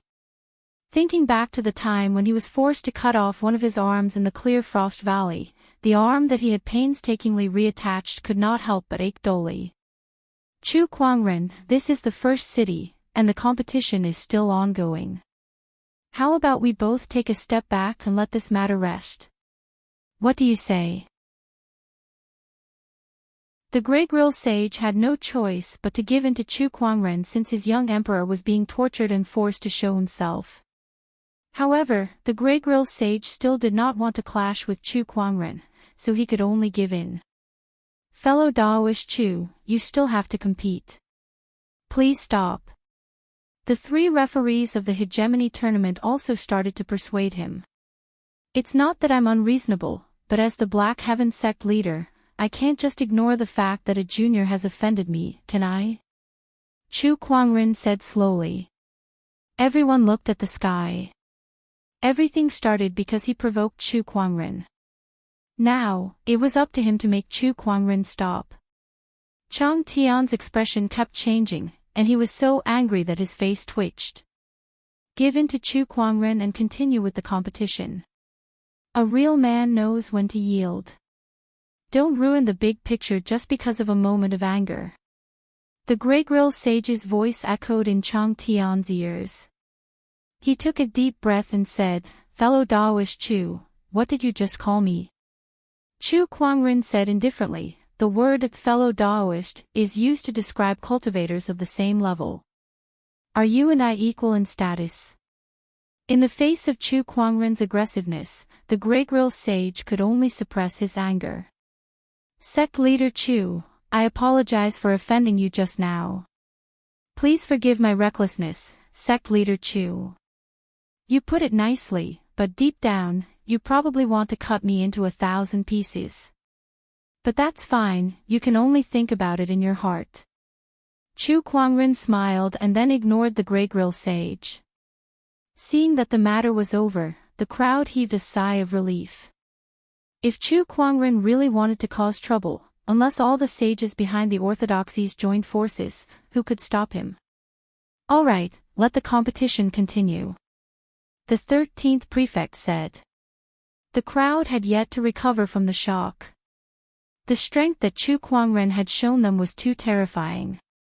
A casual move from him was enough to crush the strongest young emperor of the Overlord Sage tribe. Even the sages were forced to show themselves, yet they could not do anything to him. Who will be the leader of the Sky Prides? There's a Kwangren in the Black Heaven. I thought this comment was too exaggerated, but now it seems that it's not exaggerated at all. In fact, I can even say that this comment is too low. Young Emperor Chang Tian is the strongest young emperor, yet he couldn't even withstand a single move from Chu Kwangren. Chu Kwangren has completely surpassed the scope of a Sky Pride. He's a monster. This era is destined to belong to him. The audience was in a heated discussion. Even the battles between the Sky Prides were no longer interesting to watch. No matter how outstanding these Sky Prides were, compared to Chu Kwangren, all of them paled in comparison. Everyone stared at Chu Kwangren in awe. Lady Snowflake from the Heaven Court sect, Jing Nian from the Sky Emperor Palace, and the other heavenly geniuses were even more impressed. This is what a true Sky Pride should be like. Chu Kwangren is truly a dragon among men. Sigh, I was a little angry when he rejected my invitation to play the Guqin with him the other day. It seems that I've overstepped my bounds. Sect Leader Chu, you're really impressive. But it's a shame that you can't participate in this championship. Otherwise, the Black Heaven sect would have been crowned the champion. The Overlord tribe leader snorted coldly. What he meant was that since Chu Kwangren did not participate in this championship, the rest of the Black Heaven sect was nothing to be afraid of. After that, he turned around and left without waiting for Chu Kwangren's reply. Nangong Huang, Murong Xian, and the others frowned. We've been underestimated. Murong Xian rubbed his chin and said to Chu Kwangren, Sect leader, let me go later. I can't wait any longer. All right then. The Beast Summoner Tower needs 2 people. Besides Murong Xian, does anyone else want to go? Nangong Huang was just about to speak. I'll go. A cold voice was heard. Everyone looked at Lan Yu with a shocked expression. Chu Kwangren was surprised too. Lan Yu, you want to go? Yes. Lan Yu nodded. All right, go ahead then. Chu Kwangren did not reject her. When the few sage orthodoxies from Group A had completed the Beast Summoner Tower segment, the Beast Summoner Tower flashed and another 100 beasts appeared. It was now the orthodoxies from Group B's turn. Soon, the members from Group A, B, and C had completed the Beast Summoner Tower segment. Among the three groups, the orthodoxies with the most points were the Overlord Sage Tribe, Tempest Mountain, and Sky Emperor Palace. Now, may the people from Group D come up to draw their lots.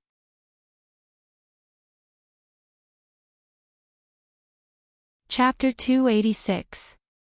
Sect Leader, we'll head up first then. Murong Xian said. He and Lan Yu arrived at the arena together. As soon as they saw Lan Yu, everyone's eyes flashed with surprise. It's her, young Emperor Lan Yu. Chu Kuangren's follower, she's here. Wait, is she a Black Heaven sect disciple too? One of the orthodoxies sect leaders questioned. Chu Kuangren glanced at him. Can't I? Do you need me to show you the Black Heaven sect's disciple roster? That won't be necessary. That orthodoxy's sect leader said awkwardly. Lan Yu had always been by Chu Kuangren's side and had never joined any forces, so it was not wrong to say that she was a Black Heaven sect disciple. Lan Yu, why do you want to fight all of a sudden? Murong Xian asked curiously. Lan Yu had always been by Chu Kuangren's side and had never initiated a fight. Murong Xian had only seen her fight a few times in the past few years in Black Heaven sect. To be honest, Chang Tian's words made me uncomfortable. Lan Yu looked in the direction of the Overlord Sage Tribe. A cold glint flashed across her eyes. What right does Chang Tian have to be mentioned in the same breath as Master? How dare he provoke Master? Is it because he killed more beasts in the Beast Summoner Tower than the others? I want to let him know that I can defeat him without Master's help. Besides, if Black Heaven sect wins first place, I'm sure Master, as the sect leader, will be happy. Murong Xian came to a realization. To put it bluntly, it was all for the sect leader. When the two arrived at the arena, the 5 sage orthodoxies, 8 Wind Palace, Thunder Falcon Tribe, Linghu Clan, Heaven Cord Sect, and Daoist School of Dedication, had also sent their representatives. Everyone began to draw lots from a box. After you've drawn your lots, take turns to enter the Beast Summoner Tower according to the number in your hand. Remember, if you can't hold on any longer, crush the number in your hand. Otherwise, the beasts will not stop attacking unless you kill all the beasts, the 13th prefect said. Everyone looked at the bead in their hand. Besides the number in it, there was also a faint Daoist rhyme. It was a transportation mechanism designed to protect the Sky Prides. Once the Sky Prides could no longer hold on in the Beast Summoner Tower, they could crush the bead and be transported out. Lan Yu, I'm number 6. What's your number? I am number 1, Lan Yu said calmly as she held the bead. Murong Xian was a little surprised. Then you're in luck. If you're in number 1, you'll be the first to enter. At this time, there will be plenty of Battle King level beasts. With your strength, you'll be able to kill a few more and earn more points. There were 100 beasts in the Beast Summoning Tower, and they were divided into 4 categories: Battle Monarch, Honorable, Honorable, and Supreme Honorable. Generally speaking, even a young emperor would have a hard time dealing with an Honorable Supreme or even an Honorable Supreme. Therefore, the prodigies who participated in this round mainly targeted the Battle Monarch or Venerable level demonic beasts. The later they went in, the more Battle Kings and Venerable demonic beasts would be killed, and they would have to face even more powerful demonic beasts. You're right. I think this round is all about luck, Lan Yu said calmly as he looked at the Beast Summoning Tower. Upon hearing her words, the 13th prefect replied indifferently, rather than relying on luck, the most important thing in this segment is to act according to one's capabilities. Hunt the most demon beasts according to one's abilities. No, I think this round is all about luck. Lan Yu walked to the front of the Beast Summoning Tower and looked at the towering tower before her. She said indifferently, "These 100 beasts are all mine." As soon as he said this, everyone present gasped in shock. What? Did they hear wrongly? Lan Yu wanted to challenge 100 beasts. Among the first 3 groups, the strongest and most arrogant overlord sage tribe, Chang Tian, had only challenged 50 beasts. That was already enough to shock countless people. Now, Lan Yu wanted to challenge 100 beasts in front of them. In other words, all the beasts in the beast summoning tower. Crazy, crazy. The only thought in everyone's mind was that young Emperor Lan Yu had gone crazy. All the demonic beasts, including 4 supreme martial artists and 1 supreme martial artist, how could she dare to do that? She must be crazy.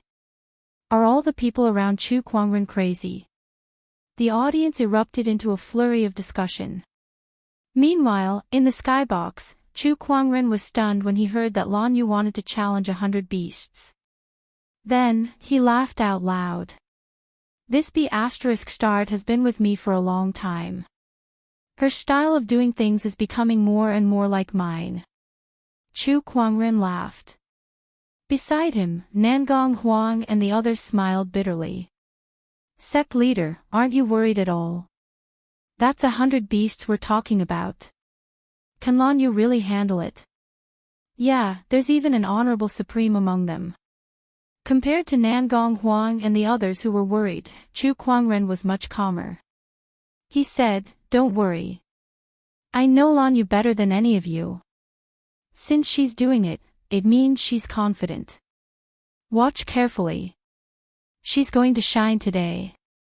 In the direction of the Overlord Sage tribe. Chang Tian's face darkened when he heard that Lan Yu wanted to challenge 100 beasts. That number was twice his. This B** is really bold. I'd like to see how she'll handle 100 beasts. He did not believe it. 100 beasts would be extremely taxing even for him. He did not believe that Lan Yu could defeat all the beasts. 100 beasts? Are you out of your mind? Ling Huting frowned and looked at Lan Yu. Beside him, Lei Mingtian sneered. This pretty girl must have gone crazy after being with Chu Kuangren for so long. The 13th prefect looked at Lan Yu and said sternly, are you sure you want to challenge 100 beasts? It's not too late to back out now. There's no need for that.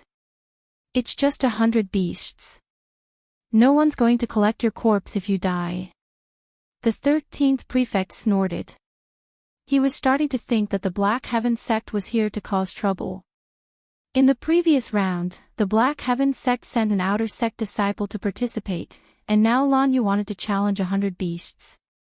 What was wrong with the disciples of this sect? A crooked stick will have a crooked shadow. The 13th prefect snorted in his heart. A sect leader would have the same kind of disciple.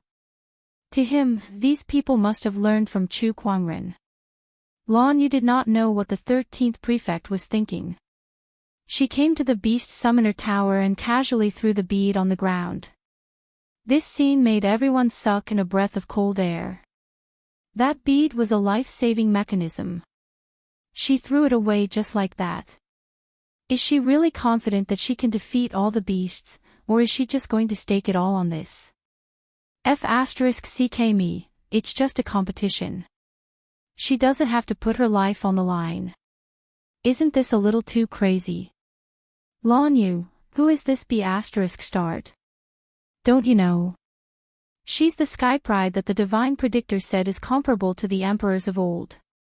If she's that powerful, why haven't I heard of her in the past few years? She's very low-key and rarely fights, so her reputation is far below the other young emperors. If it weren't for the divine predictor's comment, I don't think anyone would know about her.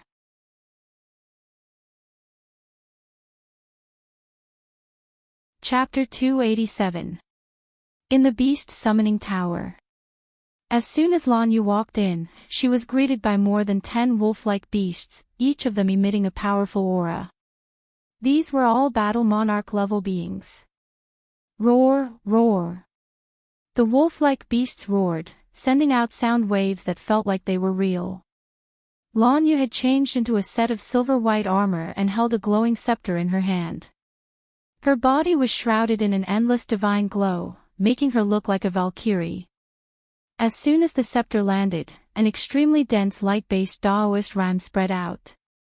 One by one, the battle monarch wolf-like beasts were crushed by the terrifying light-based Daoist rhyme, turning into spiritual chi and dissipating. At that moment, more than 10 flying beasts flew out from above Lan Yu's head at an extremely fast speed. Their claws glowed with a metallic luster, and once caught, even an honorable would be severely injured. Holy protection. Lan Yu's scepter landed, and a white barrier enveloped her. The flying beast's claws landed on the barrier, but were unable to damage it at all. They were all sent flying away, circling above Lan Yu's head. The space within the tower was extremely large. From the outside, it looked to be only about 300 meters wide, but the space within was extremely vast. At least, the flying beasts were already thousands of meters above Lan Yu's head. Humph, Lan Yu scoffed, and a pair of pure white wings spread out from her shoulder blades. With a flap of her wings, she flew towards the flying beasts. She swung the scepter in her hand like a club, and every strike contained a majestic amount of spiritual energy and Daoist rhyme that could split mountains. Once the flying beasts were hit, they would be easily crushed. On top of that, Lan Yu was extremely fast, much faster than the flying beasts. In no time at all, she had taken care of all the beasts in the sky. On the ground, the strange-looking beasts roared at Lan Yu, and a series of energy attacks were fired at her. There were wind blades, fireballs, and even frost. Lan Yu blocked all the attacks with her white barrier, then aimed her scepter at the beasts on the ground. Divine Rain of Light. Lan Yu said calmly.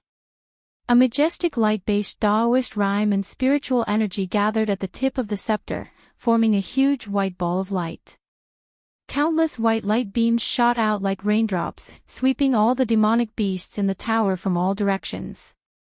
One by one, the demonic beasts turned into specks of light and disappeared. In just a short while, there were only a few battle monarch demonic beasts left. Outside the Yao's summoning tower, countless spectators stared at Lan Yu, who was clad in armor and wielding a scepter on the screen. Their faces were filled with disbelief and shock. So powerful. This young Emperor Lan Yu is so strong. Some of the Taoists from the sage orthodoxies also had serious expressions on their faces. The Combat King Realm demonic beasts are more or less settled, but the Honorable Realm, and even Supreme Honorable Realm demonic beasts are the most difficult ones to deal with. It's still too difficult to defeat 100 demonic beasts. That's right. A Battle King and a Venerable are two different concepts, and they are even more different from a Supreme and a Supreme. Apart from being difficult to deal with, the amount of spiritual power she has to consume to deal with so many demonic beasts is also inestimable. No matter how pessimistic the spectators were about Lan Yu did not stop attacking inside the beast summoning tower. She flapped her wings and waved her scepter.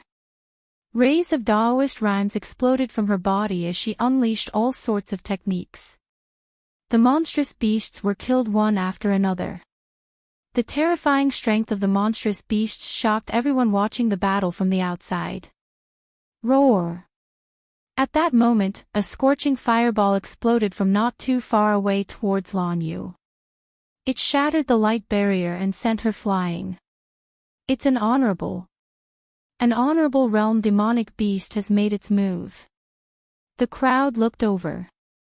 On the screen, there was a demonic beast that looked like a tiger spitting out scorching flames and exuding a murderous aura. Other than this ferocious tiger, there was also a giant black ape, a giant python, and an 8-armed spider. These four were the 4 honorable realm demonic beasts of the beast summoning tower. Lan Yu suffered a blow from the honorable realm demonic beast, causing blood to trickle down the corner of her mouth. She stood up and killed the last honorable realm demonic beast. There were only 5 demonic beasts left in the beast summoning tower, and these 5 demonic beasts were the most terrifying existences in the entire tower. Roar! The black ape was the first to reach Lan Yu. It clasped its hands together and slammed them down on Lan Yu like a heavy hammer. Lan Yu did not dodge. Instead, she raised her left hand and Daoist rhymes gathered in front of her, turning into a white shield with mysterious runes carved on it. This shield's defense was much stronger than the light barrier from before. When the giant ape's attack landed on the shield, not only did it not hurt Lan Yu, it even screamed in pain.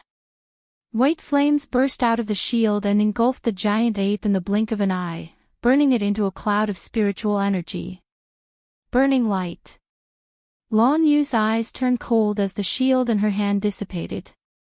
A large amount of white flames gathered in front of her and turned into 3 dazzling white fireballs that shot towards the remaining 3 honorable realm demonic beasts. The 3 white demonic beasts did not back down and attacked. However, they were still weaker and were burned to ashes by the white flames.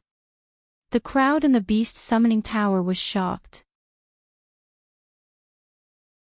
What a terrifying technique to be able to instantly kill 3 honorable realm demonic beasts.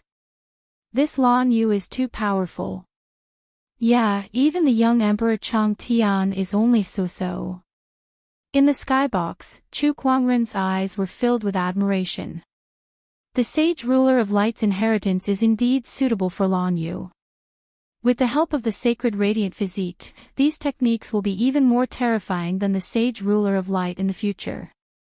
Whether it was the holy protection, shield of light, or burning light, these were all sage techniques that Lan Yu had obtained from the scepter of light that belonged to the sage ruler of light. As Lan Yu's strength improved over the years, she could now use these techniques with ease. She rarely fought, so not many people had seen her in action. Now that she had shown in the beast summoning tower, her techniques had amazed the world. There's only one left. Nangong Huang said solemnly. The last one was the strongest honorable supreme in the beast summoning tower.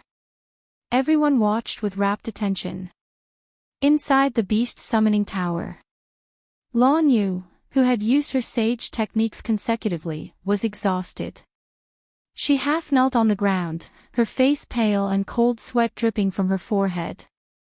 At that moment, a huge blood-red eye suddenly opened at the top of the beast summoning tower. Its pitch-black pupils gurgled, revealing a sinister and evil intent. You're the last demonic beast, right? Lan Yu slowly stood up and looked up at the blood-red eye at the top. Her body emitted a dazzling white light. I've saved this technique just for you. Lan Yu rose into the air and spread her wings. The armor on her body emitted an endless white light, and her silver-white hair danced in the wind. She exuded an inviolable holy aura. Countless people who witnessed this scene would never forget it for the rest of their lives. Judgment of Light. A white spear formed in Lan Yu's hand and she threw it at the blood-red eye. The blood-red eye seemed to sense a threat. Red light gathered in its eyes, and a red beam of light shot out. This beam of light was extremely terrifying. Even an honorable supreme would be killed by it. The white spear and the red beam of light collided. Red and white energy spread out like lightning. The entire beast summoning tower shook. In the end, the white spear shattered the beam of light and pierced the blood-red eye. The last demonic beast was killed. Lan Yu had won a complete victory against 100 beasts.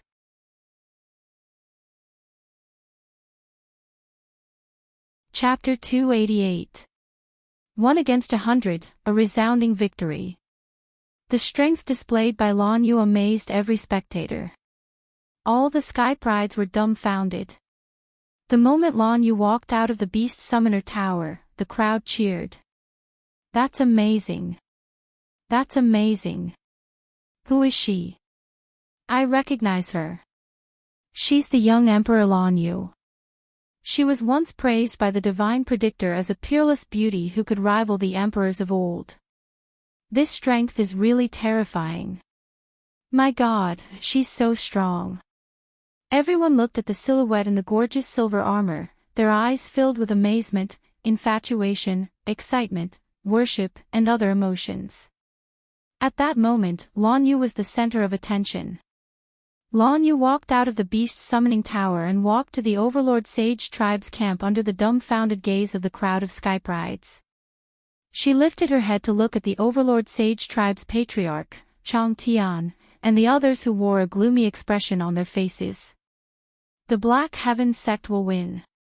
She did not say much, but her conviction was unwavering. Upon hearing Lan Yu's words, Chang Tian could not help but say, "We don't know who will win yet. Don't jump to conclusions too early. Then let's wait and see." Lan Yu turned around and walked back to the Black Heaven sect.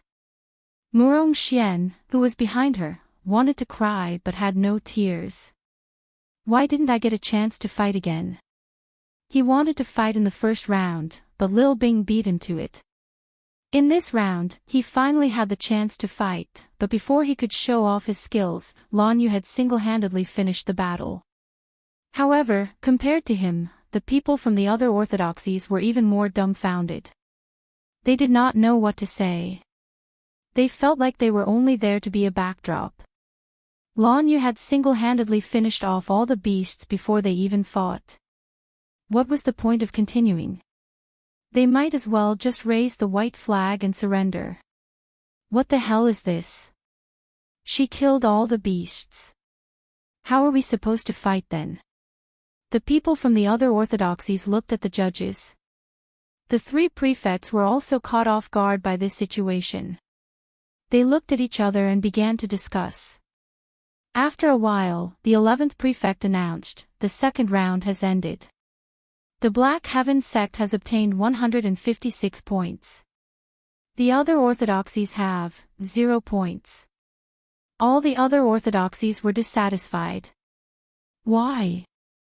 We haven't even entered the Beast Summoner Tower. Yeah, why did you get 0 points? The 11th prefect continued, "There will be a total of 100 demon beasts for everyone to challenge in the second round.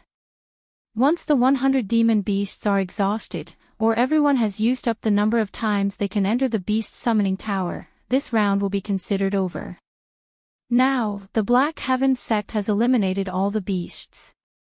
According to the rules, this round has come to an end. Please go back and prepare for the next round." The 11th prefect felt rather helpless as he said this. When they were designing this segment, they had never imagined that someone would be able to fight 1 against 100. This was simply too crazy. The people from the other orthodoxies were still dissatisfied, but they had nothing to say. What could they say? Was it because Lan Yu was too strong and didn't give them any chances? It really is as she said. This is a segment that tests one's luck, Heaven Chord Sex Lady Snowdrift said as she looked at Lan Yu's back. It was precisely because Lan Yu had drawn first place that she was able to achieve such a frightening result. If she had drawn someone slightly lower in the order, the other orthodoxies would not have had to suffer so much. He's in the lead with 19 points in the first round. He has 156 points in the second round. Hey, are you kidding me? This Black Heaven sect is too domineering. Even if the other members of Group Delta add up their points, they still can't match up to the Black Heaven sect. All hail the Black Heaven sect. Some people could not help but be shocked when they noticed the huge difference in points. The entire audience cheered for the Black Heaven sect's strength. The other orthodoxies, on the other hand, did not look too good. The Black Heaven sect's performance was too domineering. They had accumulated such a terrifying number of points in just 2 rounds. With an absolute advantage, they were far ahead of all the orthodoxies present. I thought that without Chu Kuangren, the rest of the Black Heaven sect would not be a threat. But it seems like we've been too careless. Just Lan Yu alone is enough for us to handle. We must give it our all in the next round. By the time the first 2 rounds ended, the sky was already dark. Hence, the third round was scheduled for the next day. Since the third round was a challenge tournament, most of the Sky Prides from the various orthodoxies were studying their opponents that night. Among them, most Sky Prides were studying Lan Yu. The strength that she had displayed in the Beast Summoner Tower was too terrifying. If they did not have a plan to deal with that kind of combat strength, none of the Sky Prides in this championship had the confidence to defeat her. However, no matter how much they studied her, the strength that Lan Yu had displayed still made most of the Sky Prides feel a deep sense of helplessness. The Holy Radiant physique is a supreme Daoist physique. Coupled with those sage techniques that are extremely compatible with her, she's practically invincible. It's too difficult to defeat her. I can only hope that I don't encounter her tomorrow. Inside the Black Heaven Sect's residence, Chu Kuangren had summoned Nangong Huang, Murong Xian, and the others. Sect leader, is there anything I can help you with? Nangong Huang asked without beating around the bush. The challenge tournament is tomorrow. I have some information about the Sky Prides in Group 4. Take a look. He took out a jade scroll and handed it over. Nangong Huang took it curiously and read through it. Information about the Sky Prides flooded into his mind, including their cultivation level, cultivation techniques, strengths and weaknesses, weapons, and so on. It was very detailed. Sect leader, where did you get this from? Even the orthodoxies of these Sky Prides might not have such detailed information. After all, which Sky Prides did not have a trump card up their sleeves? They had never revealed this trump card even to their closest friends. However, it was all within Chu Kuangren's grasp now. Don't worry about where I got it from. With this information, it'll be easier for you guys to deal with tomorrow. Take your time to study it. Chu Kuangren said. Where did this information come from? Of course, he was the one who saw it. With his eye of revelation activated, there was no way that these Sky Prides' information could hide from him. With this information in hand, Nangong Huang and the others had a clear understanding of their opponents. Their chances of winning had greatly increased. Congratulations, host. You've drawn the Starlight Grade Technique, 9 Deaths Blazing Blood Art. When he woke up in the morning, he happily drew a prize. Chu Kuangren had drawn a Starlight Grade Cultivation Technique. 9 Deaths Blazing Blood Art. Why does this sound so familiar? Chu Kuangren murmured. Then, he suddenly remembered that he had read about this kind of cultivation method in the ancient books. Rumor had it that this technique was created by a sage more than 10,000 years ago. It could burn one's blood primordial to increase one's combat strength. It was said that the sage's wife was killed by a great sage. In order to take revenge, he did not hesitate to create this technique. Later on, he used this technique and successfully killed a great sage with the strength of an ordinary sage. That was how terrifying this technique was. However, this technique used one's own blood primordial as the price. Hence, once it was used up, one's lifespan would be greatly reduced. In the worst-case scenario, one's blood primordial would be depleted and one would die on the spot.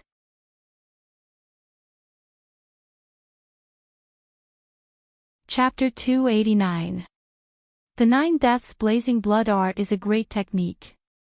Chu Kuangren's eyes lit up as he recalled the records of the 9 Deaths Blazing Blood Art.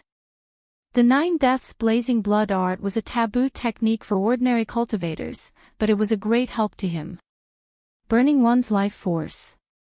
The other cultivators' expressions changed at the mention of it, but to Chu Kuangren, who had the immortal body, it was a piece of cake. He could burn it however he wanted. If he could burn it to death, he would lose. Without another word, Chu Kuangren immediately extracted the technique and absorbed a large amount of the profound knowledge related to this technique in an instant. I'll give it a try next time. Chu Kuangren smirked. He was not in a hurry to use it. It was the second day of the championship. The third segment had begun. Early in the morning, the auditorium was already filled to the brim. There were also many cultivators flying in the sky. It was a sea of people. The third segment is about to begin. I wonder what's going to happen this time. I'm really looking forward to it. Yeah, what happened yesterday was just too shocking. Especially young Emperor Lan Yu's performance, it was just too amazing. The third segment is the arena battle. It'll be a real competition between the Sky Prides. It'll be more exciting. As the crowd waited expectantly, the Sky Prides from each orthodoxy entered the arena one by one. The Black Heaven sect was one of them. As soon as they entered the arena, many people started chanting Lan Yu's name. It was obvious that Lan Yu had gained a large number of fans the day before after defeating 100 people on her own. Lan Yu, you're famous now. Chu Kuangren teased. Lan Yu remained calm. She did not care. She would become famous sooner or later as long as she stayed by Chu Kuangren's side. The three prefects appeared in the arena. Today is the third segment of the championship. Each group will send out 2 Sky Prides. Each group has 6 orthodoxies, which means 12 Sky Prides will compete. 10 points will be awarded for every win until the final winner is decided. We'll start with Group A now. The 13th prefect said. Soon, the third segment began. Chu Kuangren and the others went to the observation platform to watch the battles. While they were watching, Nangong Huang and the others compared the information Chu Kuangren gave them yesterday with the Sky Prides who were competing. To their surprise, they realized that the information that Chu Kuangren had given them was shockingly similar to the techniques that these Sky Prides had displayed. TSK, where did the sect leader get this information from? It's too accurate. Nangong Huang exclaimed. There's nothing to be alarmed about. Sect leader always has some mystical abilities that we don't know about, Murong Xian said as if he was used to it. That's true. They were even more confident about this competition. The geniuses of the other orthodoxies only knew a little about them, but they knew everything about their opponents. This was too great of an advantage. Defeat. A furious roar resounded in the arena. Chang Tian threw a punch, and a violent purple force immediately poured out. The huge force sent his opponent flying on the spot. He defeated his opponent effortlessly. After everything was done, Chang Tian looked in the direction of the Black Heaven sect. His gaze landed on Lan Yu as if he was provoking her. This fellow really doesn't learn his lesson. Chu Kuangren shook his head and said. He's provoking me. There's no need to trouble young master. If we meet in the tournament, I'll deal with him myself. Lan Yu said calmly. All right, I believe you. Chu Kuangren nodded. Besides Chang Tian from the Overlord Sage tribe, there were also Sky Prides from other Sage orthodoxies who performed well. For example, Tempest Mountain's Ling Feng, Sky Emperor Palace's Jing Nian, a young man named Chang Ao, and the Nine Fortune Pavilion's young emperor. These people could be strong opponents for Nangong Huang and the others. It was already the next day when the matches for Group A, Group B, and Group C ended. It was finally Group D's turn for the Black Heaven sect. The Linghu clan, Thunder Falcon tribe, and a few other orthodoxies sent out their respective Sky Prides. Chu Kuangren also sent Murong Xian and Nangong Huang to fight. The crowd was surprised to see those two. They thought Chu Kuangren would send out Lan Yu again. After all, his opponent's strength was undeniable. As long as Lan Yu fought, victory was almost guaranteed. However, Chu Kuangren did not do anything. This is good too. It gives us a chance. Besides Chu Kuangren and Lan Yu, the others can't be that strong. With our strength, we might not lose. That's right, the crowd of Sky Prides breathed a sigh of relief. Both Murong Xian and Nangong Huang frowned. It seems like we've been underestimated. Indeed. Murong Xian and Nangong Huang looked at each other. They were eager to find someone to test out the results of these days of training. Now, please draw your lots. The 13th prefect said. The crowd began to draw lots to choose their opponents. To prevent themselves from drawing their own orthodoxies, they would always choose someone from another orthodoxy before drawing lots. Soon, their opponents and the number of matches were determined. Group D's first match was between Murongxian and Ling Huteng. In the arena, Murongxian stood with his sword in hand, looking energetic. Opposite him, Ling Huteng glanced at Murongxian and curled his lips. "It's you. What a disappointment." Murongxian said, "Are you looking down on me? You're not even a young emperor. What right do you have for me to look up to you?" Ling Huteng sneered. After all, he was a young emperor, one of the most outstanding young men in the world. Although Murongxian was a Daoist of the Black Heaven sect, everyone knew that a Daoist was much weaker than a young emperor of the other orthodoxies. "Do you know? I've been waiting for this match for a long time." Murongxian smiled. He had been wanting to fight in the previous 2 rounds but had never succeeded. He had been holding back until now. Now, he finally had the chance to fight. "Oh, is that so? Then I'll let you." Whoosh! Before Ling Huteng could finish his sentence, Murongxian, who was right in front of him, had already disappeared. When Murongxian reappeared, he was already in front of Ling Huteng. His speed was so fast that Ling Huteng could not help but narrow his eyes. So fast. Ling Huteng channeled the spiritual energy in his body into the long sword in his hand. A mysterious Daoist rhyme filled the air as he swung his sword. A violent sword chi poured out like a tornado. Murongxian seemed to have seen through his movements. Before he swung his sword, he had already leaped into the air, dodged the attack, and appeared behind him. "Oh no!" Ling Huteng's expression changed. The power of his sword was very strong. However, every time he used it, his body would freeze for a moment due to the impact of the spiritual energy in his body. Compared to the power of his sword technique, this momentary paralysis was something that not many people would notice in a battle. However, it was as if Murongxian had been waiting for him to make his move. After dodging the attack, he appeared behind Ling Huteng and took advantage of the momentary paralysis to quickly attack. Scorching and explosive sword chi instantly erupted. Boom, boom, boom, the majestic sword chi continuously attacked Ling Huteng's body.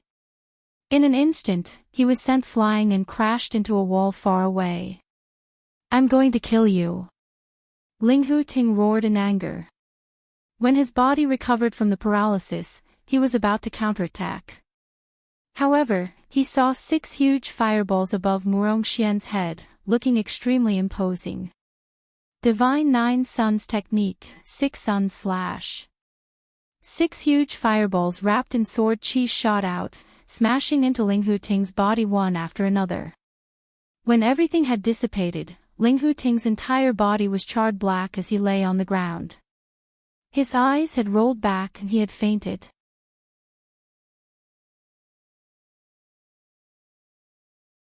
Chapter 290. Young Emperor, that's it. Murongxian was shocked to see Ling Huteng lying on the ground. He thought it would be a tough battle, but he did not expect the young emperor to be defeated so easily. That's it. He thought about it and came to a realization. It was not that Ling Huteng was weak. There was a reason why Ling Huteng lost so quickly. Firstly, Ling Huteng underestimated him. Secondly, with Chu Kuangren's help, Murongxian knew Ling Huteng's strength like the back of his hand. Thirdly, Murongxian had improved so much in the past few days that his strength was almost on par with Ling Huteng's.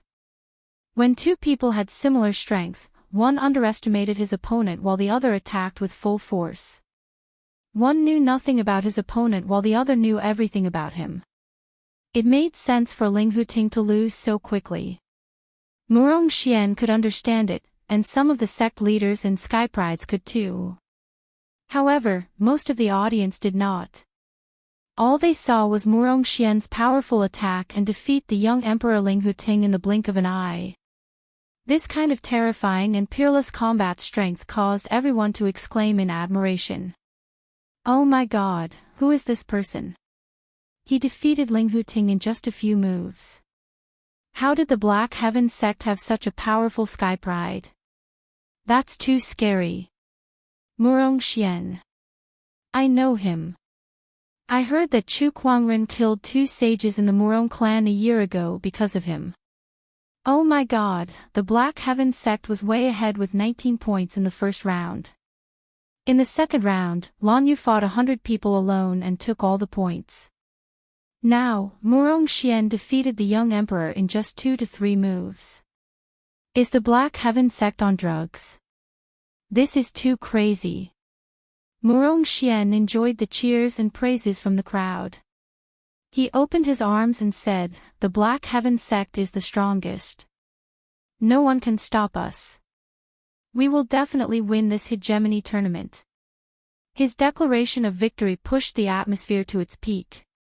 Black Heaven sect. Black Heaven sect. Black Heaven sect, everyone was shouting the Black Heaven sect's name. No one thought that Murong Xian was bragging because the strength that the Black Heaven sect had displayed had convinced everyone. The Black Heaven sect was unstoppable. Is everyone from the Black Heaven sect so arrogant? However, compared to the excitement of the audience, the sky prides of the opposing orthodoxies had ugly expressions on their faces. If the Black Heaven sect took all the limelight, then what was the point of their existence? Was he trying to show off the strength of the Black Heaven sect? In the skybox, Chu Kuangren laughed out loud. I didn't realize that Murong Xian was actually this flirtatious. He did not object to this. Murong Xian and the others, who had been trained, tortured, by him for more than 2 months, were qualified to enjoy such cheers. They had the strength to be so arrogant. Group D, second match. It was Lady Snowdrift from the Heaven Chord sect against a genius from the 8-Wind Palace. Fairy Snowdrift held a guqin in her hands, and the sound of the guqin could disturb one's mind. There were also guqin waves that spread with spiritual power, attacking the prodigy from afar. Compared to Murong Xian's quick battle, this one lasted for less than an hour. In the end, Lady Snowflake emerged victorious. The third, fourth, and fifth matches lasted for 4 hours. The sixth match. Nangong Huang walked into the arena. It's finally my turn. The corner of his lips curled up slightly as he looked at his opponent. His opponent was a sky pride from the Thunder Falcon tribe. Although he was not as strong as the young Emperor Lei Mingtian, he was still quite strong. Unfortunately, his opponent was Nangong Huang.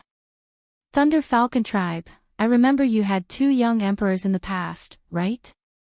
One of them was the young Emperor Lei Ao from the old era, but he was killed by my sect leader. The current young Emperor Lei Mingtian was also defeated by my sect leader. Speaking of which, there's quite a bit of history between you and the Black Heaven sect.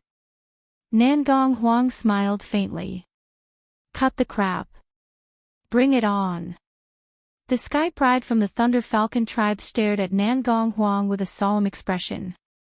Silver-white lightning gathered around his body, and with a stomp on the ground, his entire body shot out like a cannonball.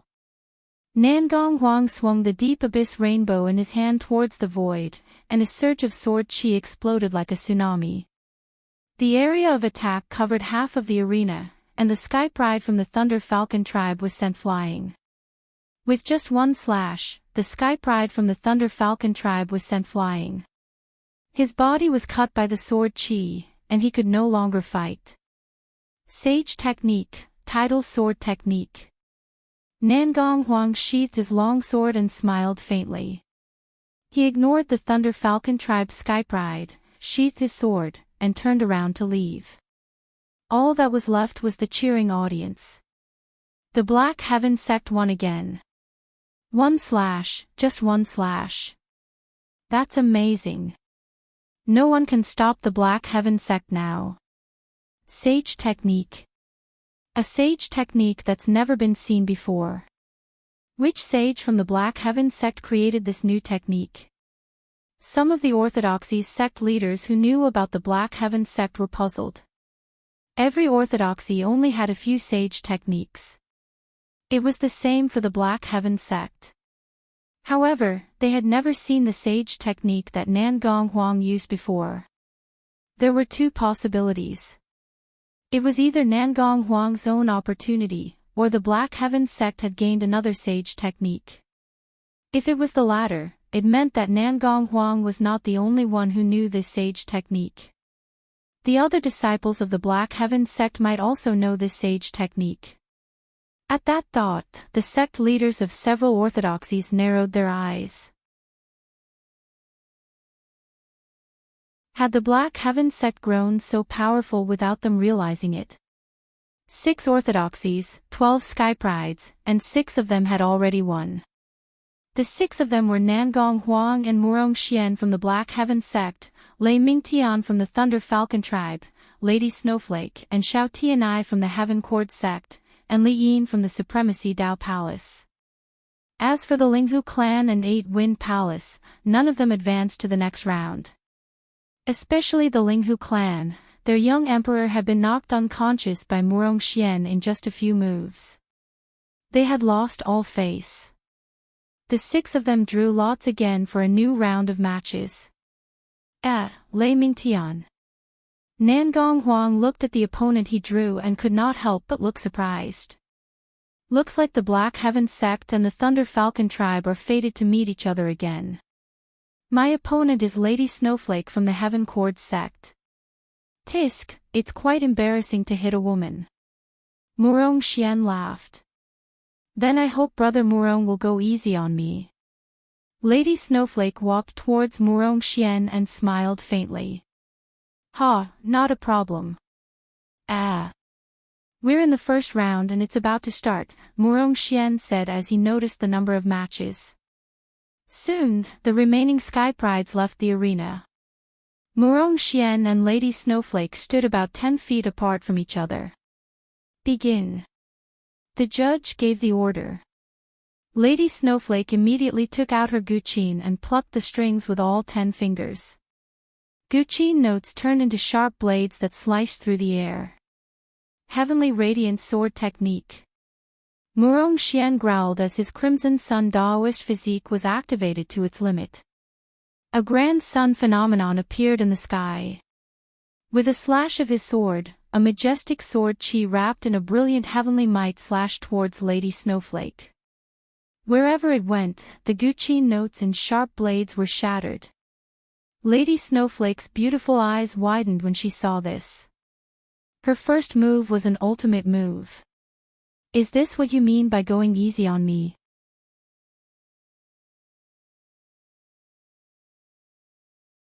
Chapter 291. Lady Snowflake was dumbfounded. However, the sword chi was already approaching her. The terrifying power made her heart palpitate uncontrollably.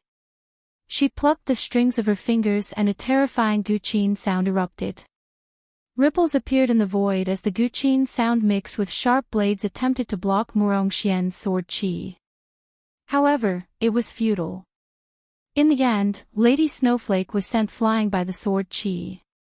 Her clothes were torn apart by the sword chi, revealing large patches of her snow-white skin. The male cultivators at the scene could not help but cry out in excitement. Lady Snowflake was extremely embarrassed. She took out a cloak from her yin and yang ring and draped it over her body to cover her exposed skin. I've lost this match.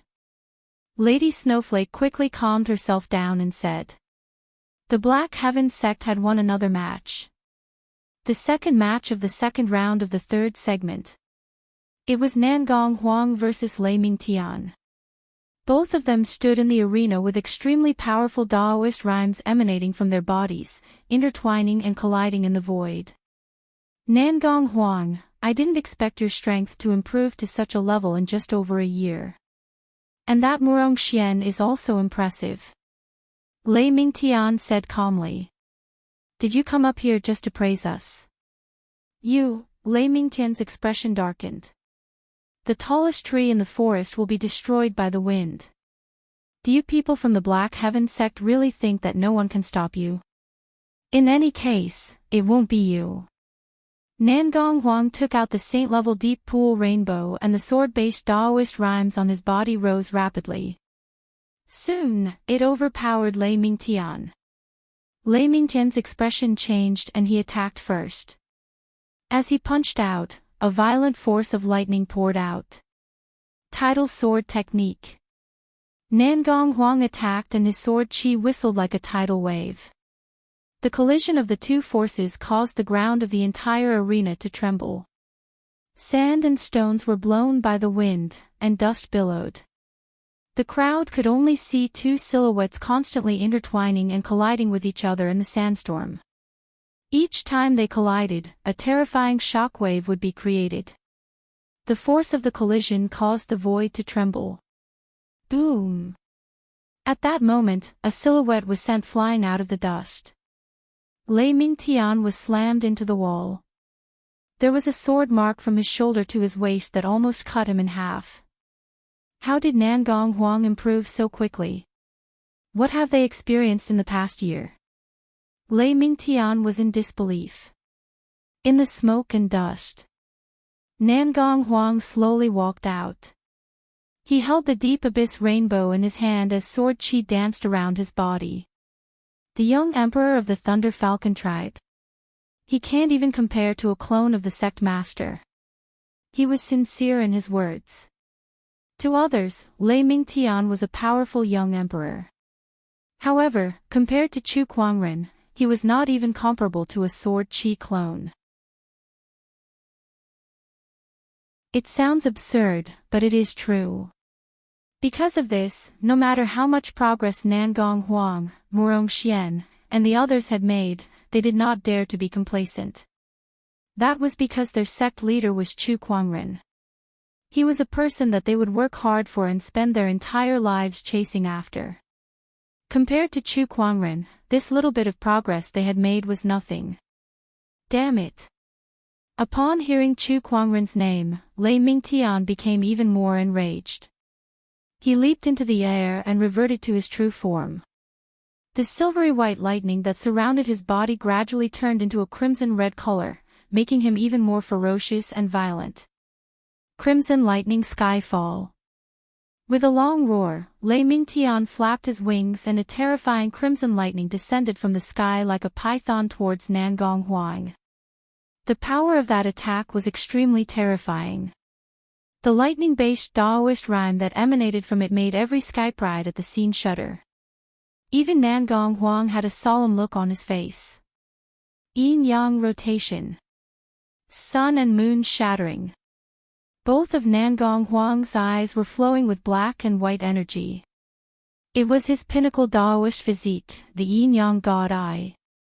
With a loud roar, Nangong Huang's eyes spewed out a divine yin-yang light that contained the endless yin-yang rotation Daoist rhyme.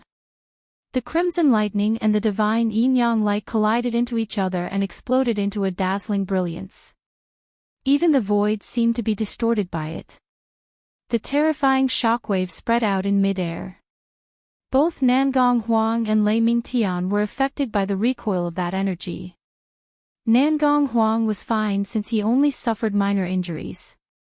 However, Lei Mingtian was not so lucky. He was already severely injured by Nangong Huang, and now that he was hit by that shockwave, he fell from midair onto the ground. Damn it, Lei Mingtian struggled to get up and fight again. However, he was sent flying by Nangong Huang's sword chi, and the battle was over. Nangong Huang had won. If we let the Black Heaven sect continue to win like this, the gap between them will only get bigger and bigger. It'll be useless even if they win the following battles. At this point in the competition, who cares about the points anymore? All we care about now is our pride. If we let the Black Heaven sect continue to be so arrogant, our orthodoxies will become a laughing stock. That's right. Even if we can't win, we should at least let the Black Heaven sect have a taste of defeat. The sky brides and sect leaders of all the orthodoxies looked at the Black Heaven sect with fear and unwillingness in their eyes. This was especially so for the members of Group Delta. They knew that it would be very difficult for them to stand out in the group stage at this point. The Black Heaven sect was too strong. However, they should at least make them lose once, right? If they allowed the Black Heaven sect to continue like this, wouldn't it make them look too useless as sage orthodoxies? The third match of the second round. It was Xiao Tianai from Heaven Cord sect versus Li Yin from Daoist School of Dedication. One of them was a current young emperor while the other was an ancient sky bride who was one of the 10 heroes. Both of them were engaged in an extremely intense battle. Black Emperor Indestructible Physique. Li Yin activated a unique technique that turned his body pitch black and indestructible. He forcefully withstood Xiao Tianya's zither wave attack and arrived in front of him, defeating him with a single punch. What technique is that? It's so powerful. Some of the sky brides were shocked. I've heard of it before. That's the Black Emperor Indestructible Physique. It's a body-tempering secret technique of Daoist School of Dedication that can turn one's body into a piece of godly metal. It's so powerful that it can even withstand an Honorable Supreme's attack. The sect leader of Heaven Cord sect said. Then, he sighed helplessly. 2 sky brides from Heaven Cord sect had advanced to the second round, but unfortunately, neither of them made it to the third round. Meanwhile, 2 people from Black Heaven sect had advanced to the second round as well. However, the result was the complete opposite. Both of them advanced to the third round. Now, it's the third round. Since there are 3 people, one of them will have to draw lots. The remaining 2 will fight against each other, and the one who wins will fight against the other to determine the final winner. The 13th prefect said. He took out a box and the 3 of them drew lots. It'd be great if Li Yin had a bye. That way, the 2 from Black Heaven sect could fight each other and he could advance to the final round. One of the sky brides said. The others agreed with him. It was not that they had a good impression of Li Yin, but they simply could not bear to see Black Heaven sect being so domineering and embarrassing them. Yo, I got a bye. At that moment, Nangong Huang looked at the bead in his hand. There was nothing on it. Meanwhile, the beads in Murong Xian and Li Yin's hands were engraved with the word battle. F***CK, Black Heaven sect is so lucky. 2 of them advanced to the next round, and now one of them has a bye. Poor Li Yin, he's fighting against 2 people at once. Li Yin's mouth twitched a little. However, he could not blame anyone for being unlucky.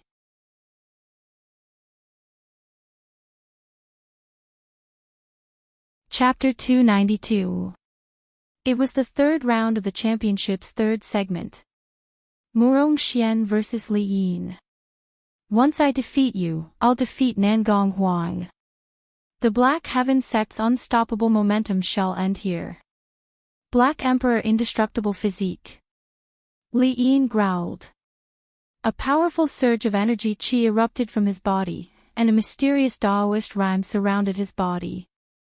It then attached itself to the surface of his body and quickly dyed his body black like ink. Murong Xian glanced at him and said, "Do you know where Nangong Huang is now?" Upon hearing that, Li Yin frowned. He scanned the entire arena but did not see Nangong Huang, nor did he see him in the spectator stands. He's gone back. Murong Xian answered. What do you mean? He's not participating in the tournament. What's there to participate for? If I beat you, it'll just be me and him left. We're both from the Black Heaven sect, so it doesn't matter who wins or loses. Li Yin understood, but he was even more annoyed now. I'd like to see how you're going to break my Black Emperor Indestructible Physique. As he spoke, he charged towards Murong Xian. His violent aura was like an ancient ferocious beast, terrifying to behold. However, Murong Xian's eyes turned cold. He did not retreat, but instead slashed out with his sword. Then, an earth-shattering sword chi surged towards Li Yin. Li Yin let out a low roar and stood still. Countless sword chi landed on his body, letting out a series of clanging sounds. It's useless. Your sword chi can't break my body. You can't beat me. Li Yin said loudly. In fact, this earth-shattering sword chi could not hurt him at all. It did not even leave a white mark on his body. Such a powerful physique tempering technique shocked many people. Amazing, he can win. He can beat Murong Xian. The Black Heaven sect's invincible momentum will end here. The crowd of Sky Prides was extremely excited. In the spectator stands, Linghu clan head laughed and said to Chu Kuangren, "It looks like Murong Xian is going to lose." "Oh, do you want to make a bet?" Chu Kuangren chuckled. "What bet?" "Let's bet on whether or not Murong Xian will win. If he wins, I want 100 million caddies of high-tier spirit stones from your Murong clan. How about that?" Many sage orthodoxies were shocked when they heard this. 100 million caddies of upper spiritual stones was not a small sum. Even a sage orthodoxy would find it difficult to fork out such a sum. Was Chu Kuangren really so sure that Murong Xian would win? Patriarch Linghu's heart began to beat a retreat. However, when he saw that Murong Xian's sword energy could not harm Li Yin at all, he suddenly had an idea. Could it be that Chu Kuangren was just bluffing? He pretended to be calm, but in reality, he was not sure that Murong Xian would win either. However, with his usual style of doing things, it would not be appropriate for him to show it directly. He even used an outrageous bet to hide the uneasiness in his heart. He felt that he would be scared and not dare to bet with him. Patriarch Linghu thought about many things. Then, he looked at Chu Kuangren's calm face and felt that he was right. If Chu Kuangren really thought that Murong Xian could win, then he should have shown an appropriate amount of uneasiness to trick Patriarch Linghu into betting with him. However, he was so calm, which meant that he was feeling uneasy and was pretending to be calm to scare Patriarch Linghu off so that he would not dare to bet with him. What a cunning Chu Kuangren. Meanwhile, Chu Kuangren had no idea that Patriarch Linghu had gone through a brainstorm in that short period of time. All he saw was Patriarch Linghu laughing and saying, "Chu Kuangren, do you really think I'm scared? I'll bet with you. However, if Murong Xian loses, I don't want any soul stones. All I want is the Descendant Self sword on your waist." Chu Kuangren raised an eyebrow. "You want my Descendant Self sword with just 100 million soul stones? You're really shameless." After all, the Descendant Self sword had fused with a sword's soul and possessed a complete spiritual consciousness. It was almost foreseeable that it would become an emperor weapon in the future. Not to mention 100 million soul stones, even 1 billion soul stones would not be enough. "Why, are you afraid?" "There's nothing to be afraid of." "It's a deal then." Chu Kuangren chuckled. At his words, the Descendant Self sword trembled a little as if it was a little displeased that Chu Kuangren was using it as a gambling chip. "Don't worry, he won't win." Chu Kuangren placed his hand on the sword's hilt and comforted it for a while.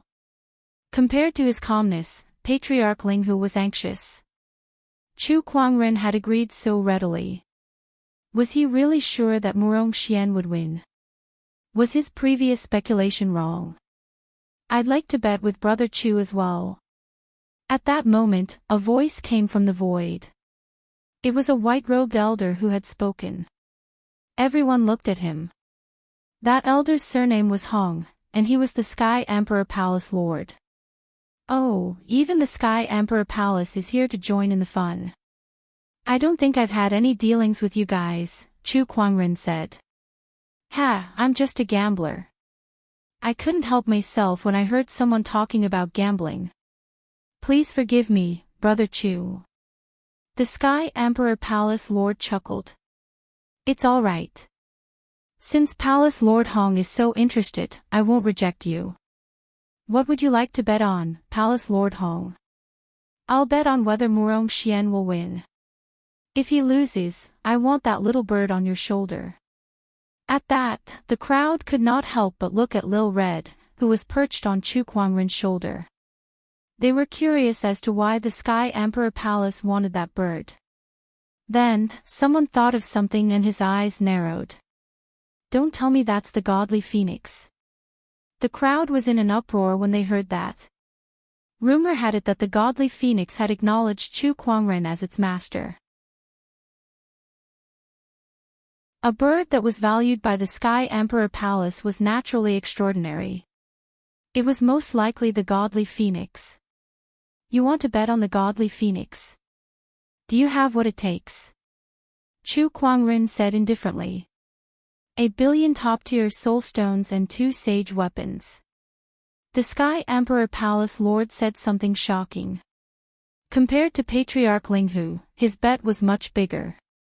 Even if it was a sage orthodoxy, if they suddenly lost 1 billion kilograms of spirit stones and 2 sage artifacts, it would definitely be a huge blow to them. Only a top-notch sage orthodoxy like the Sky Emperor Palace would dare to make such a bet. If it were any other sage orthodoxy, they would have to think twice even if the bet was reduced by half. That's not enough. I want all of the Sky Emperor Palace's cultivation techniques unconditionally. Do you agree? All right. The Sky Emperor Palace Lord gritted his teeth and agreed. Very well. Is there anyone else who wants to bet with me? The other sage orthodoxies looked at each other. They glanced at Murong Xian, Li Yin, and then at the Sky Emperor Palace Lord. Seeing that he dared to bet with Chu Kuangren, it seemed like he had a high chance of winning. I'll bet 300 million top-tier soul stones with Brother Chu. If Murong Xian loses, I want the Black Heaven Sect sage techniques. I don't need many, just 3 will do, the Daoist School of Dedication sect leader said. He had great confidence in Li Yin. He knew how terrifying the Black Emperor's indestructible physique was, and he was certain that Murong Xian would not win. Deal, Chu Kuangren said. I'll bet 2. If Murong Xian wins, the Overlord Sage tribe will give you 200 million top-tier soul stones. If he loses, I want your elusive mirage. 200 million isn't enough, I want 500 million. All right. The Overlord Sage tribe leader gritted his teeth and said. Since everyone is so interested, the Thunder Falcon tribe shall join in the fun as well. If Murong Xian loses, I want 100 million top-tier soul stones from the Black Heaven sect. If not, the Thunder Falcon tribe will give you 100 million top-tier soul stones. Sure. Chu Kuangren nodded. Sect leader Chu is so generous. I'll join in the fun as well. Just like the Thunder Falcon tribe, I'll bet 100 million top-tier soul stones. Why don't I join in as well? The Sky Prides from all the sage orthodoxies could not help but gulp when they saw Chu Kuangren making such a shocking bet with the sage orthodoxies leaders. Crazy, crazy, Chu Kuangren must be crazy.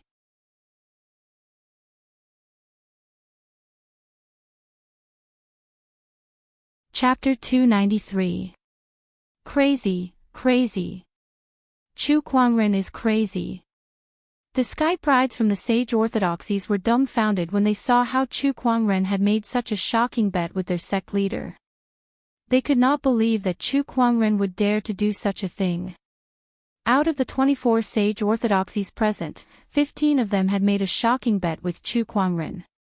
More than half of the sage orthodoxies wanted to take this opportunity to suppress the Black Heaven sect, or rather, suppress Chu Kuangren. This was because the Black Heaven sect's strength had made them feel threatened. Oh my God, if the Black Heaven sect loses, I'm afraid it won't just be a matter of breaking their bones. They'll be heavily injured. This is crazy. This Chu Kuangren is crazy. Where does he get his confidence from? At that moment, the 13th prefect, who was one of the judges, came before Chu Kuangren and smiled. I'd like to make a bet with Brother Chu as well. Oh, a judge wants to make a bet too. Ha, I'll bet 100 million top-tier soul stones with my name. What do you think? The 13th prefect smiled. To him, Murong Xian was bound to lose, so there was no reason for him to let go of such a great opportunity to make a fortune. 100 million top-tier soul stones was almost all he had in the past few years, but he felt that he would definitely win. He had read some records about the Black Emperor indestructible physique, so he knew how powerful it was. There was no way he would lose to Murong Xian. Sure. Chu Kuangren nodded. All right. The 13th prefect was delighted. He returned to the judge's booth, but the 11th and 12th prefects looked at him with displeasure. 13th prefect, as a judge, I'm afraid you'll be criticized by others for being too reckless. The 11th prefect said. It's no big deal. I'm making a bet as an individual, so it doesn't conflict with me being a judge. The two prefects frowned, but they did not say anything else. Everyone was watching the situation in the arena. Now, this battle was no longer just between Murong Xian and Li Yin. It involved the shocking bet of more than 10 orthodoxies. Fortunately, the two of them had been fighting all this time and didn't know about the bet. Otherwise, who knew how scared they would be? In the skybox. Compared to Chu Kuangren's composure, Qin Wushuang, Jun Yi, and the others were much more anxious as they stared at the arena. Murong Xian, you must win. Jun Yi put her palms together as if she was praying. Chu Kuangren laughed and said, Is there a need to be so nervous? Oh, my sect leader, do you know how much you just gambled with these orthodoxies? Putting aside the Kun Wu sword, Godly Phoenix, Mirage, and Sage techniques, just the superior grade spirit stones alone are worth 2 billion. Jun Yi said with two trembling fingers. She could not imagine how chaotic the Black Heaven sect would be if they lost. It's only 2 billion. It's just, Jun Yi and the others stared at Chu Kuangren with widened eyes. Nothing more. Just hearing this number made their legs tremble in fear. Why was the sect leader still so calm and unperturbed? Should he say that he was truly worthy of being the sect leader? The few of them looked at each other helplessly. They could only pray that Murong Xian would win this match. Not far away, the sect leaders who gambled with Chu Kuangren were discussing among themselves. The Linghu clan head said to the Daoist School of Dedication sect leader, Brother, Li Yin is a disciple of your sect. Do you think he can win? He can. The Daoist School of Dedication sect leader laughed and said, The Black Emperor indestructible physique is an extremely terrifying sage ruler technique. Once it's cast, even someone who's a realm higher than Li Yin can't break it. That's right. The Sky Emperor Palace Lord nodded. I've read about this sage ruler technique in the archives. With Murong Xian's current cultivation level, even if he's a realm higher, he won't be able to break the Black Emperor indestructible physique. That was also the reason why he dared to bet with Chu Kuangren. Hearing the words of the two of them, the sect leaders were completely relieved. That means the Black Heaven sect is going to lose big this time. I can't wait to see Chu Kuangren's face when he's defeated.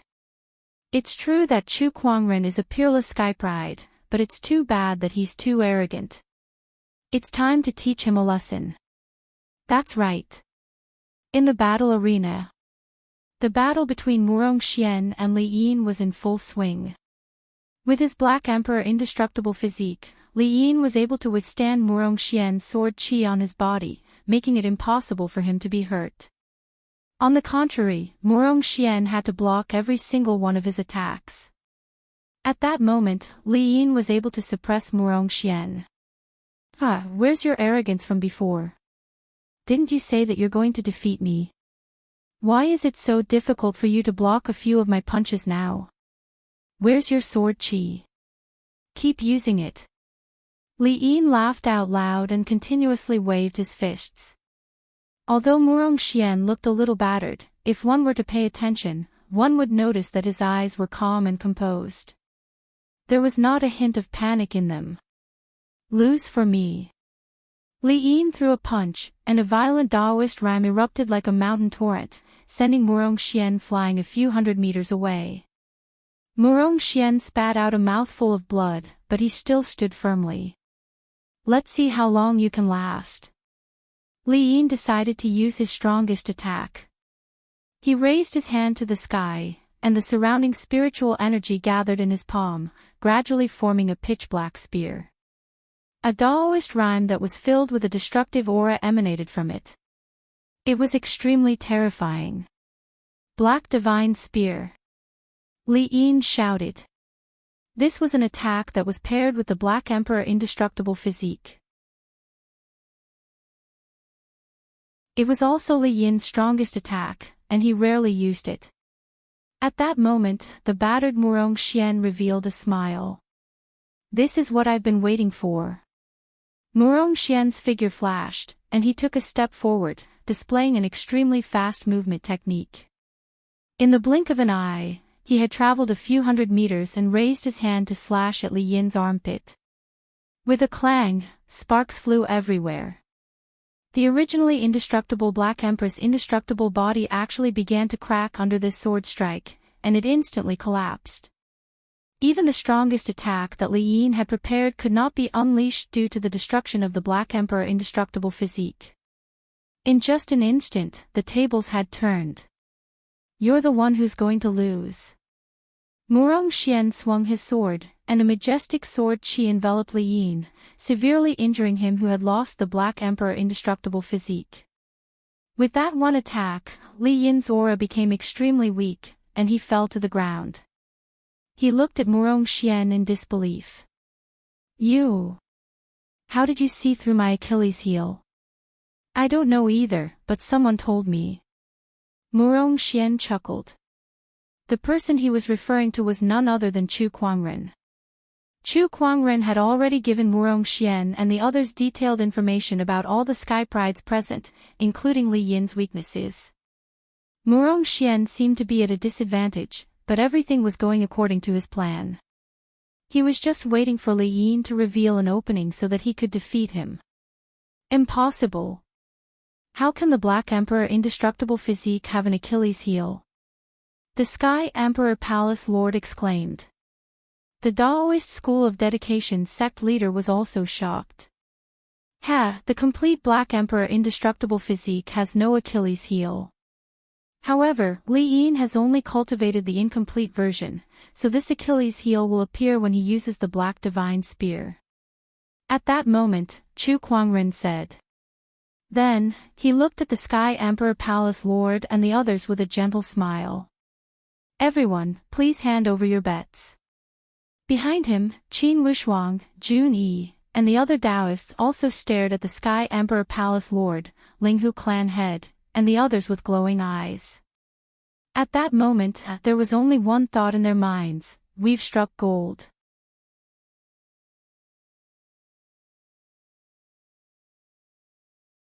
Chapter 294.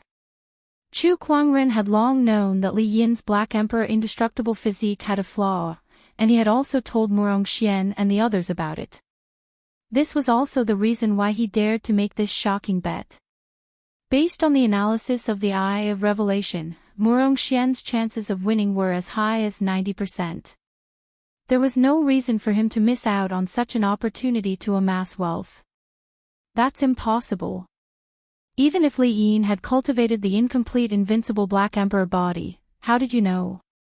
The Sky Emperor Palace Lord shouted. You don't need to know that. Chu Kuangren said calmly. No matter how hard the Sky Emperor Palace Lord and the others racked their brains, they would never know that Chu Kuangren possessed a divine ability called the Eye of Revelation.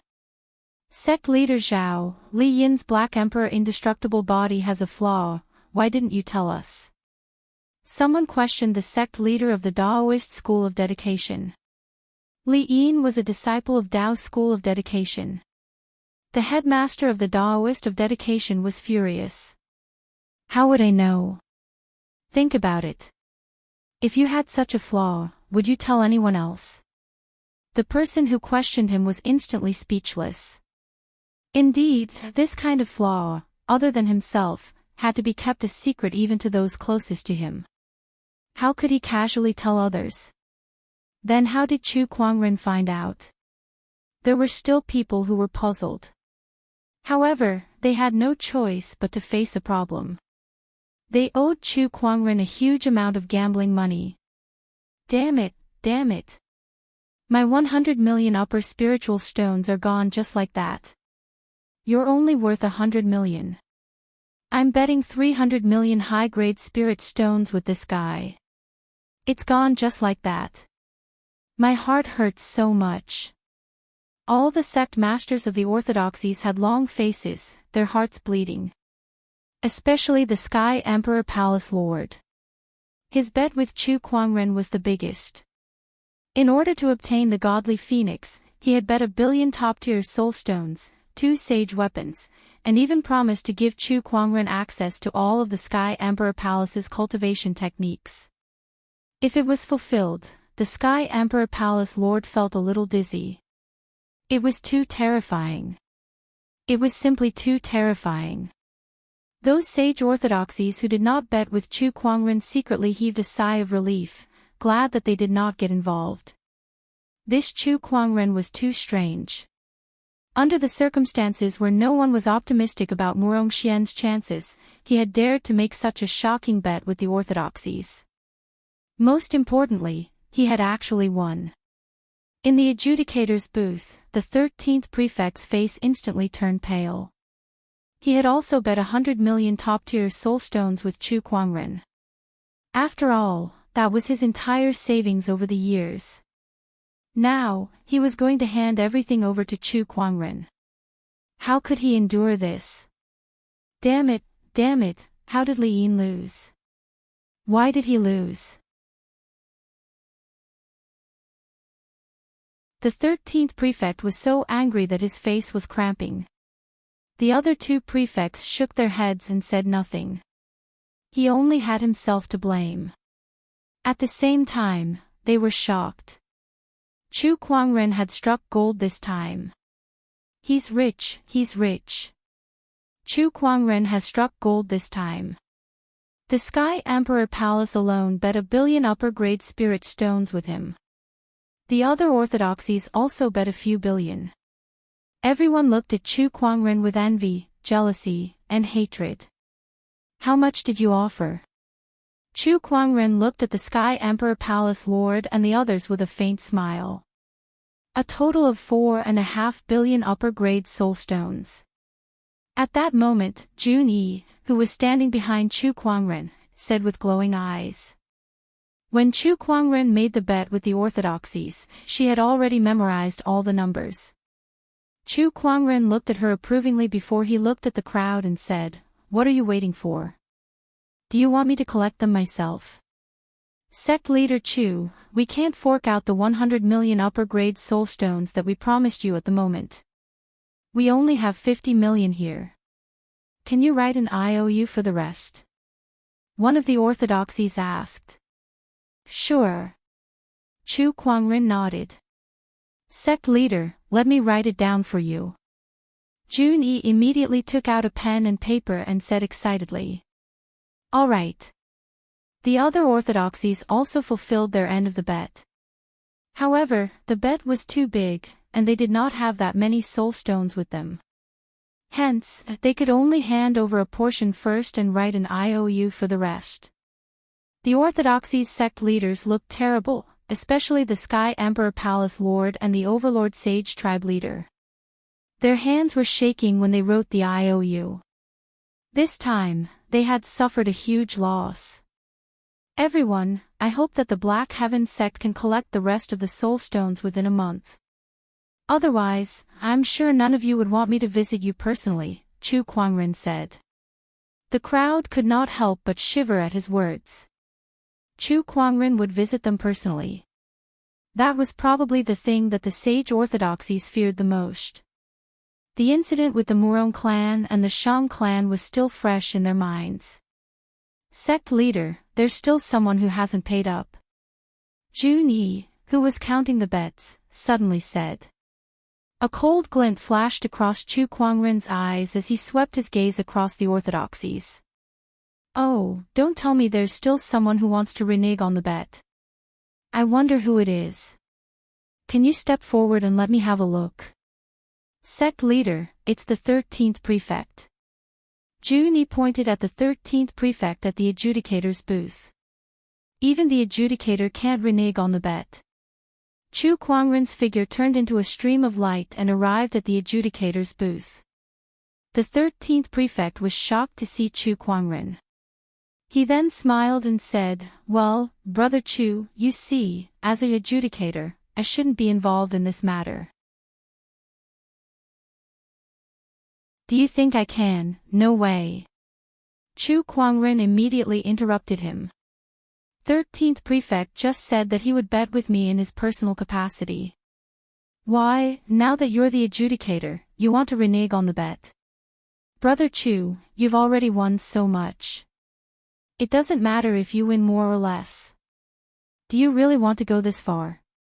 The 13th prefect retracted his smile and said in a deep voice. He had spent so many years accumulating these soul stones, and he was unwilling to give them to Chu Kwangren.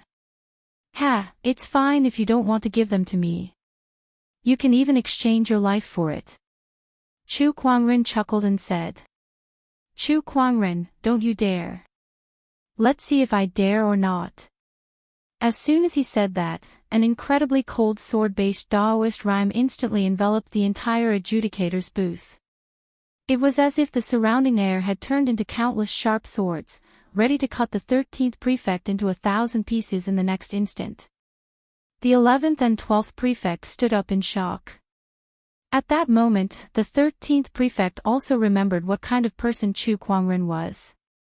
This was an unreasonable fanatic, a madman. He could challenge sage orthodoxies and slay sages. What else did he not dare to do? The 13th prefect was just an honorable supreme. Even if there were sages in the first city, would the sages fight Chu Kwangren to the death for him? There was a high chance that they would not. Here, for you. The 13th prefect reluctantly took off his yin and yang ring. Chu Kwangren scanned it with his spiritual thought and said, there's only about 80 million. There's still 20 million left. Prefect, please prepare it and send it to the Black Heaven sect in a month's time. Chu Kwangren, you. The 13th prefect was so angry that his body was trembling, but he dared not say a word. You don't have to do that. It's only right that I lose the bet. Chu Kwangren then turned around and left the audience seats. The 11th and 12th prefect looked at the 13th prefect with pity. What happened today was definitely a huge blow to the 13th prefect, who valued money as much as his life. They would not be surprised even if the 13th prefect went crazy on the spot.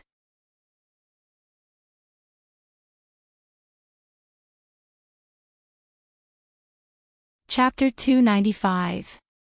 When Chu Kwangren returned to the skybox, he saw Murong Xian sitting on the ground with a pale face and beads of cold sweat on his forehead. What's wrong with him? Is his injury too severe?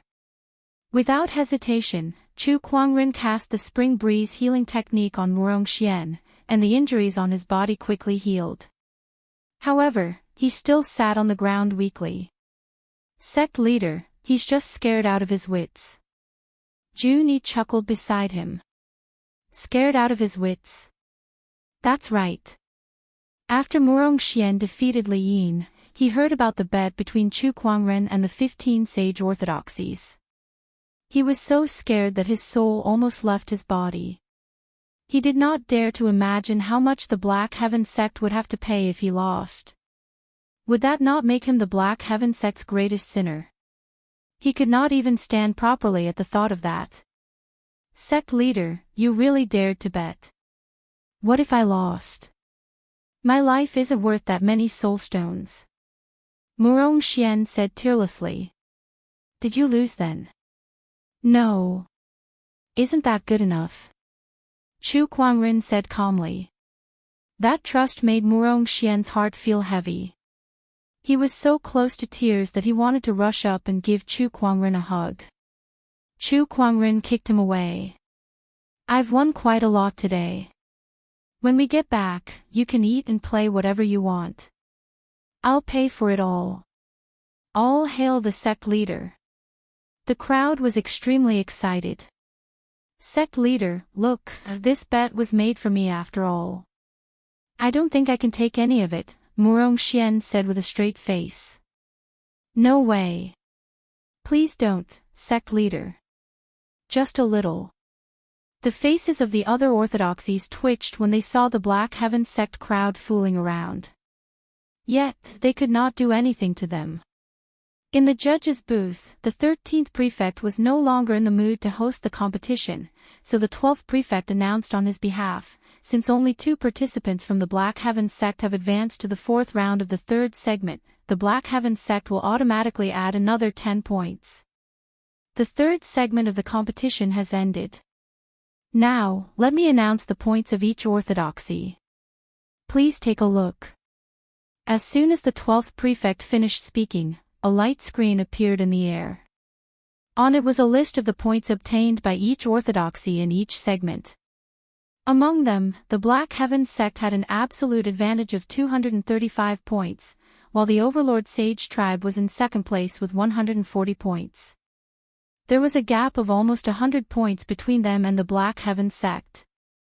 Oh my god, the Black Heaven sect is too amazing. That's right, no one can stop the Mysterious Sky sect.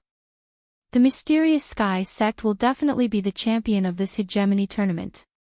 I think so too. Too strong. The Black Heaven sect is invincible. The other orthodoxies frowned when they saw the difference in points. Since the beginning of the competition, the Black Heaven sect had maintained a dominant lead in every segment. This was especially true in the second segment, where Lan Yu fought against 100 opponents all by herself and obtained 156 points. Currently, the Black Heaven sect's points had far surpassed the other orthodoxies. If they allowed their opponents to continue winning like this, it was almost certain that the Black Heaven sect would become the champion of this championship. The Sky Emperor Palace, the Overlord Sage tribe, and the Tempest Mountain sect leaders did not look too good. Although they were also in first place in their respective groups, the Black Heaven sect's performance was many times stronger than theirs. They were unstoppable throughout the competition. The members of Group Delta, on the other hand, looked even gloomier. After all, the Black Heaven sect had gained all these points by stepping on them. We can't beat the Black Heaven sect anymore. Even if they lose in the next segment, their points will still be enough to crush us, the Linghu clan head said in a grim tone. Although we can't win, it would make us look useless if we were to leave the competition in such a pathetic manner. No matter what, we have to make the Black Heaven sect look pathetic, the Thunder Falcon tribe leader said as he stared in the direction of the Black Heaven sect. The other orthodoxies in Group Delta had the same thought as well. The third segment had ended. Chu Kwangren led the crowd and left. That night, it was another round of revelry. Chu Kwangren, who had won 4.5 billion top-tier soul stones, was not stingy at all as he went to the Four Seas restaurant. Boss, I'll book this restaurant for you. When Chu Kwangren arrived at the restaurant, he said generously to the owner of the restaurant. The owner of the Four Seas restaurant, the largest restaurant in First City, could not help but be stunned when he heard that. Then, he smiled and said, "My friend, you must be joking. As the largest restaurant in First City, you'll need at least 1 million top-tier soul stones to book this place for a night. Besides, we have many esteemed guests in our restaurant, so if you book the entire place, they might not be happy. Take it." Chu Kwangren immediately threw a yin and yang ring at the owner and smiled. "There are 5 million top-tier soul stones in here. If it's not enough, you can add more. As for the others, just tell them that I, Chu Kwangren, have booked the entire place." The owner took the yin and yang ring and gulped when he saw that it was filled to the brim with top-tier soul stones. That many top-tier soulstones were equivalent to 2 months of the Four Seas restaurant's income. When the owner heard Chu Kwangren's name, he was even more shocked. "Oh my God, it's him. Brother Chu, please come in. I'll ask the others to leave now. Tonight, the Four Seas restaurant will be at your service." The owner smiled and bowed as he welcomed Chu Kwangren and the others into the restaurant. Meanwhile, the waiters in the restaurant began to chase the guests away. The people who were enjoying their meals suddenly became displeased. Who's so arrogant to book the entire place? The Four Seas restaurant too. Last time, a Sage Orthodoxy sect leader wanted to book the entire place, but they didn't even let them. How can they do it this time? I haven't even finished my meal. Faced with the crowd's dissatisfaction, a manager stepped forward and said, "Everyone, please calm down. As a token of our apology, everything is free this time. We welcome everyone to visit the Four Seas restaurant again." Manager Wang, who's so arrogant to book the entire place? One of the First City's disciples asked in dissatisfaction. He was considered a regular customer of the Four Seas restaurant.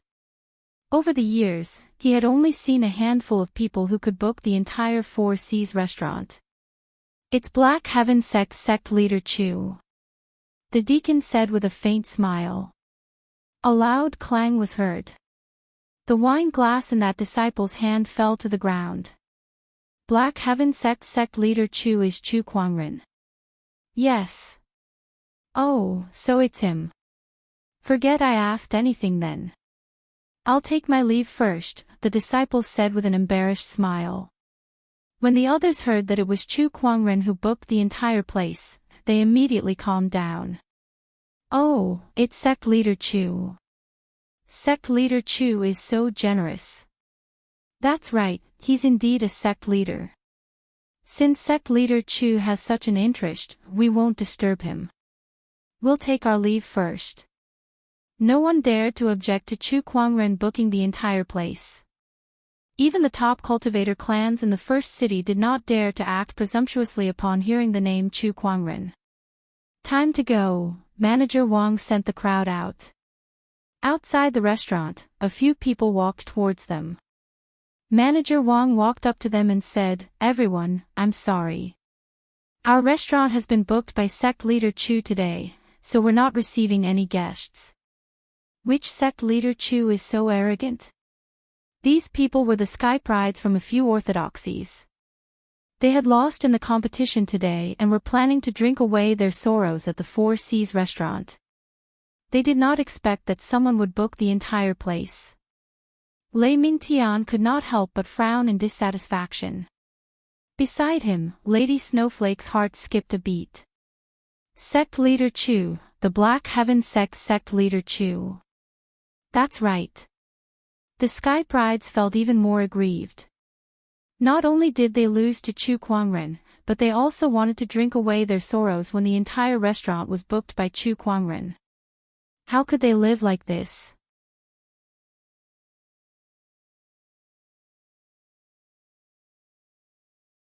Chapter 296.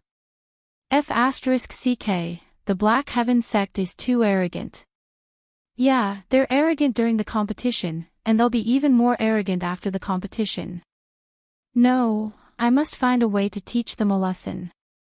Sigh, the Black Heaven sect is so powerful now. Who else has the ability to make them suffer? This is too difficult.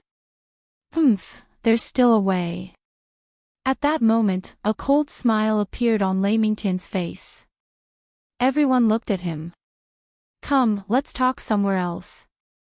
Lei Mingtian said, and everyone left the Four Seas Inn. Sigh, the tallest tree in the forest will be destroyed by the wind. Chief Wang looked at Lei Mingtian and the others as they left, then looked at the Black Heaven sect members in the inn who were having a good time. He could not help but sigh. Inside the inn, all kinds of wine and delicacies were laid out on the table. Murong Xian and the others were beaming with joy. Don't drink too much, we still have the competition tomorrow. Nangong Huang looked at everyone and said worriedly. I'm happy. Murong Xian put down his wine jar and laughed. Yeah, Nangong Huang, you left early, so you didn't see the faces of those sect leaders today. They were as black as the bottom of a pot. Junyi added. Hearing this, Nangong Huang was indeed a little regretful. Such an earth-shattering gamble was a once-in-a-lifetime opportunity. How could he miss it? Let them drink, I have a hangover pill here. Chu Kuangren smiled at Nangong Huang. Since the sect leader has spoken, let's all drink. Murong Xian laughed. Nangong Huang shook his head helplessly, then he said to Chu Kuangren, Sect leader, tomorrow is the fourth segment of the championship. It's the team competition, the last segment of the group competition. With our current points, we're basically guaranteed to stand out. Under such circumstances, the other orthodoxies in Group Delta might do something out of line in order to save face. Chu Kuangren nodded slightly at Nangong Huang's words. This is foreseeable, but it's at this point that we can test the results of your training over the past few months. Let them come, we're not afraid at all. Murong Xian laughed. The others also had confidence in their eyes. They had prepared far too much for this championship. Under Chu Kuangren's training, they had even narrowly escaped death many times. If they did not win this championship, they would be letting themselves down, and they would be letting down Chu Kuangren, who had been worrying about them for the past few months. Sect leader, just you wait. In order to thank you for your training over the past few months, we'll give you the championship of this hegemony competition as a gift. Murong Xian said with determination. Then I'll be waiting. Chu Kuangren smiled. He himself did not care about the championship, but this championship was a chance for Murong Xian, Nangong Huang, and the others to hone their skills. If they could win the championship, it would be a great encouragement to them, and it would help them establish a brave and diligent Taoist heart. This kind of mental breakthrough was very important to their future cultivation. It was more precious than any elixir. At the same time, this was also the reason why the other orthodoxies felt threatened and dissatisfied with the Black Heaven sect strength. The members of the Black Heaven sect were too domineering, and this had dealt a heavy blow to the Daoist hearts of the other sky brides. It was very likely that their Daoist hearts would be clouded and become traumatized. In the best-case scenario, their cultivation would be hindered, and in the worst-case scenario, they might even develop inner demons. In the first city, at the arena of the championship, the orthodoxies entered the arena one by one. Just like the past few days, the audience seats were filled to the brim. The only difference was that the majority of the audience was more concerned about the Black Heaven sect than the championship itself. They wanted to see if the Black Heaven sect could continue to be so strong and finish the championship in an invincible manner. I guess before the championship started, no one would have thought that the Black Heaven sect could come this far. It's just unbelievable. Yeah, the world only knows that Chu Kuangren is in the Black Heaven sect, but very few people pay attention to the others. As time goes by, everyone has developed a misconception that besides Chu Kuangren, everyone else is not worth mentioning. The Black Heaven sect's performance has given everyone a slap in the face. Look, the Black Heaven sect is here. As the Black Heaven sect entered the arena, countless people chanted their name. Meanwhile, Murong Xian, Nangong Huang, and the others held their heads high. Some of them even opened their arms to greet the audience proudly. The mouths of the other orthodoxies twitched when they saw that. The limelight of this championship was completely stolen by the Black Heaven sect. Aside from the Black Heaven sect, the other orthodoxies were reduced to the background. In the arena, the 13th prefect was no longer in the judge's booth. Perhaps he had lost so badly yesterday that he was no longer in the mood to host the championship. Instead, it was the 12th prefect who was explaining to the audience. The fourth segment of the championship is also the last segment of the group stage. This is a group battle, and each group will send 5 members each, for a total of 30 people. These 30 people will be transported to a certain place to engage in a free-for-all battle. Every time they defeat someone from another orthodoxy, they will be awarded 10 points. This segment will end when only one orthodoxy remains, and the orthodoxy with the highest points will advance to the semi-finals. When the 12th prefect finished speaking, he raised his hand and slapped the void. Suddenly, a circle of light appeared, and a surge of spatial energy spread from it. It was obvious that this circle of light was connected to another dimension. It was similar to a secret realm constructed by a sage. Now, may the members of Group Alpha please send their members into the arena. The 12th prefect said. Soon, the 6 sage orthodoxies of Group Alpha each sent out 5 members, and each of them received a bracelet from the 12th prefect. The bracelet was a teleportation device. Once they were sure that their lives were in danger, they could use the bracelet to teleport out of the circle of light. Of course, this would be regarded as a failure. One by one, the Sky Prides entered the circle of light. More than 10 light screens appeared in the sky above the arena. Each light screen showed a small town in the middle of the night, and a blood moon hung high in the sky. The blood-red moonlight shone on the small town, making it look rather eerie. This was the secret realm, Blood Moon Ancient Towns. The Sky Prides who entered the circle of light also appeared in different parts of the Blood Moon Ancient Towns. They were not teleported together, but were randomly sent to different corners of the town to prevent a free-for-all from breaking out at the beginning. Otherwise, what would the audience watch if it ended so quickly? Look, the Overlord Sage tribe is going to clash with the Yaksha tribe. They're going to clash, and they're going to fight. Someone exclaimed. On the light screen, the Sky Prides from 2 different orthodoxies met and began to fight. In the end, one of them was beaten so badly that he could not get up. The winner was awarded 10 points. Group Alpha's matches lasted for half a day, followed by Group Beta, Group Gamma, and finally Group Delta, which everyone was looking forward to.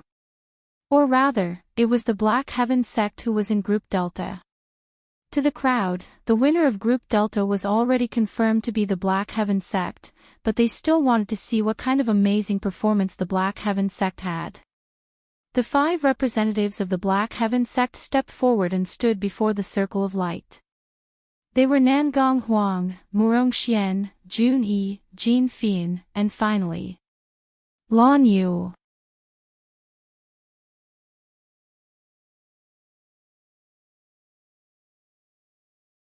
Chapter 297. Look, it's young Emperor Lan Yu. She's also going to participate in this battle. That's great, I can see my goddess's valiant and formidable fighting posture again. Bulsh *T, that's my goddess. Other than Lan Yu, Nangong Huang, and Murong Xian, I wonder how strong the other 2 girls are. The crowd discussed among themselves, anticipating the Black Heaven sect's performance. In the skybox, Qin Wushuang said to Chu Kuangren, sect leader, I can understand why you sent Jun Yi, but why did you send Jin Fian? Honestly speaking, she's not even as strong as I am. Wushuang, don't tell me you're unhappy that I didn't send you. Chu Kuangren laughed. I wouldn't dare. I'm just speaking the truth. Jin Fian is no match for you in a one-on-one battle, but she and Jun Yi are more suitable in this segment. Qin Wushuang was a little surprised. He knew that Chu Kuangren would never speak without evidence. Since Chu Kuangren said so, he must have his reasons. Then I'll wait and see. Qin Wushuang smiled. In the arena, the crowd entered the circle of light after collecting their bracelets. Soon, the people from several orthodoxies appeared in the Blood Moon Ancient Towns. The moon looks so round. Jin Fian looked at the blood moon in the sky. The creepy red moonlight made her shiver uncontrollably. She took out a sword. It was a gorgeous fiery red longsword. Jean Fian channeled her spiritual power into the long sword, and it vibrated before the hilt turned in a certain direction. Oh, over there. Jean Fian dashed towards the direction the hilt was pointing at. Meanwhile, in other parts of the Blood Moon ancient towns, the sky prides from various orthodoxies had also begun to move. In the spectator stands, the audience was staring at the screen. Look, someone's going to meet them. It's the sky prides from the Thunder Falcon tribe and the Eight Wind Palace. I think they're going to fight. Some of the audience members said expectantly. The others looked like they were ready to watch a good show too. However, on the screen, the sky prides from the Thunder Falcon tribe and Eight Wind Palace did not fight. Instead, they looked at each other, gathered together, and continued to search the Blood Moon ancient towns. This scene caused many people to be astonished. What's going on? Why aren't they fighting? They even gathered together, looking like they want to cooperate. It was not just the Thunder Falcon tribe and the Eight Wind Palace. Everyone also noticed that the geniuses from the other orthodoxies did not make a move after encountering them. Instead, they were searching for something in the ancient town. Everyone was dumbfounded. What was going on? They were here to watch a fight, not to watch them make friends hand in hand. The sky prides of the Thunder Falcon tribe, Eight Wind Palace, and Linghu family all seemed to be getting along with each other. What were they up to? Wait, don't tell me they want to join forces to kick the Xian Tian sect out first. Suddenly, someone reacted and said. The crowd burst into an uproar. Because from the looks of these people's behavior, it was highly likely that they were planning on doing so. The Black Heaven sect's performance had been too domineering, and they had completely crushed the other orthodoxies. It was not impossible for these people to gang up on them. Thinking of this, countless people cursed him for being shameless. F***ck, this is too shameless. 5 orthodoxies teaming up against the Black Heaven sect. Hey, are you kidding me? This is too much. I think the Black Heaven sect is doomed this time. But what if the Black Heaven sect wins? While many people cursed them for being shameless, they were also looking forward to it. Along the way, the Black Heaven sect had gained the upper hand with their overwhelming strength.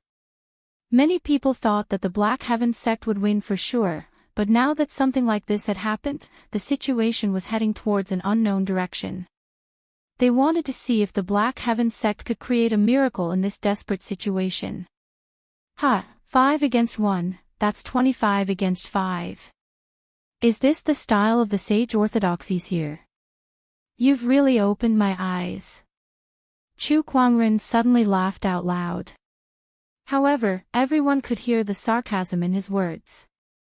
Sect leader Chu, this is what they call the tallest tree in the forest. The Thunder Falcon tribe leader sneered. Sect leader Chu, please don't be angry. It's just a competition. All's fair in war. It's just an alliance. Sect leader Chu, don't tell me you're a sore loser. The other sage orthodoxies sect leaders chuckled. It seemed like they had silently agreed with the Sky Pride's actions. Although it was shameless to do so, the championship's rules did not say that the other orthodoxies could not join forces. The crowd looked at Chu Kuangren, anticipating his furious expression. However, they could not help but be stunned by what happened next. Other than mocking the orthodoxies earlier, Chu Kuangren's expression was calm from the beginning to the end. He did not look the slightest bit angry at all. Seeing this, the sage orthodoxies sect leaders felt like they had punched cotton, unable to exert any strength. Sect leader Chu, you really have a good temperament. To be able to remain so calm at a time like this, your self-restraint is admirable. The Linghu clan head said sarcastically. In other words, Chu Kuangren was pretending. I say, do you dare to make another bet? At that moment, Chu Kuangren suddenly said. The crowd was stunned when they heard that. No way, again. Chu Kuangren had won 4.5 billion top-tier soul stones in the last round, and they had yet to recover from the pain. Now, Chu Kuangren wanted to make another bet with them. The sect leaders looked at each other, unsure if they should agree to it.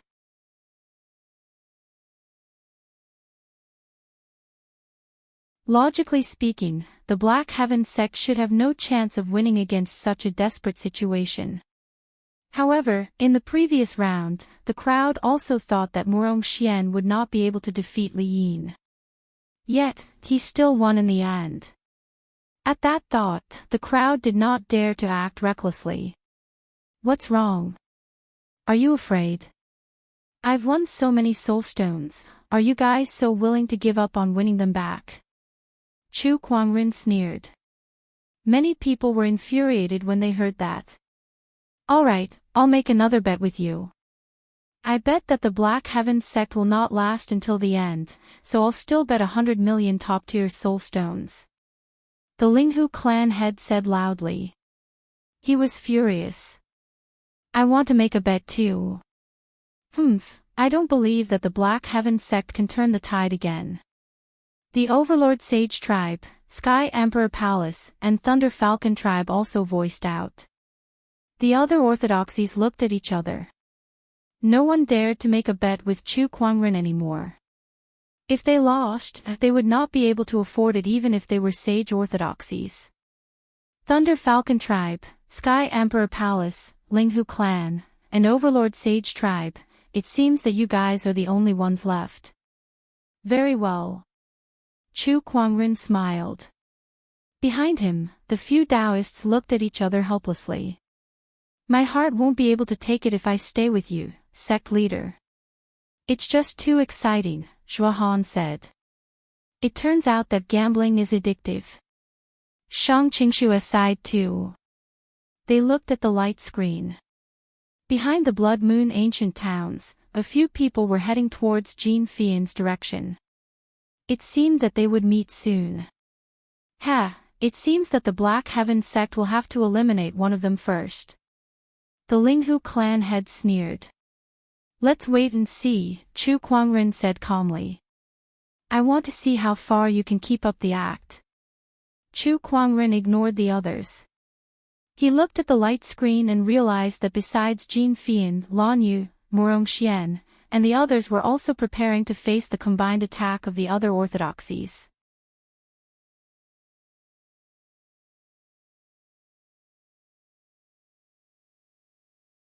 Chapter 298. Inside the Blood Moon ancient towns. Jin Fian was looking for someone based on the guidance of her longsword.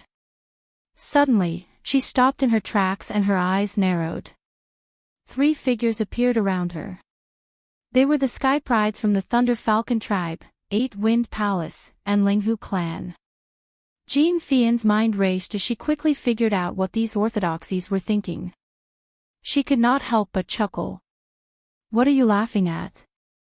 The Sky Pride from the Thunder Falcon tribe snorted. Nothing. It's just that this is the first time I'm being ganged up on by other Sky Prides. I feel a little proud and a little happy. Jin Fian smiled charmingly.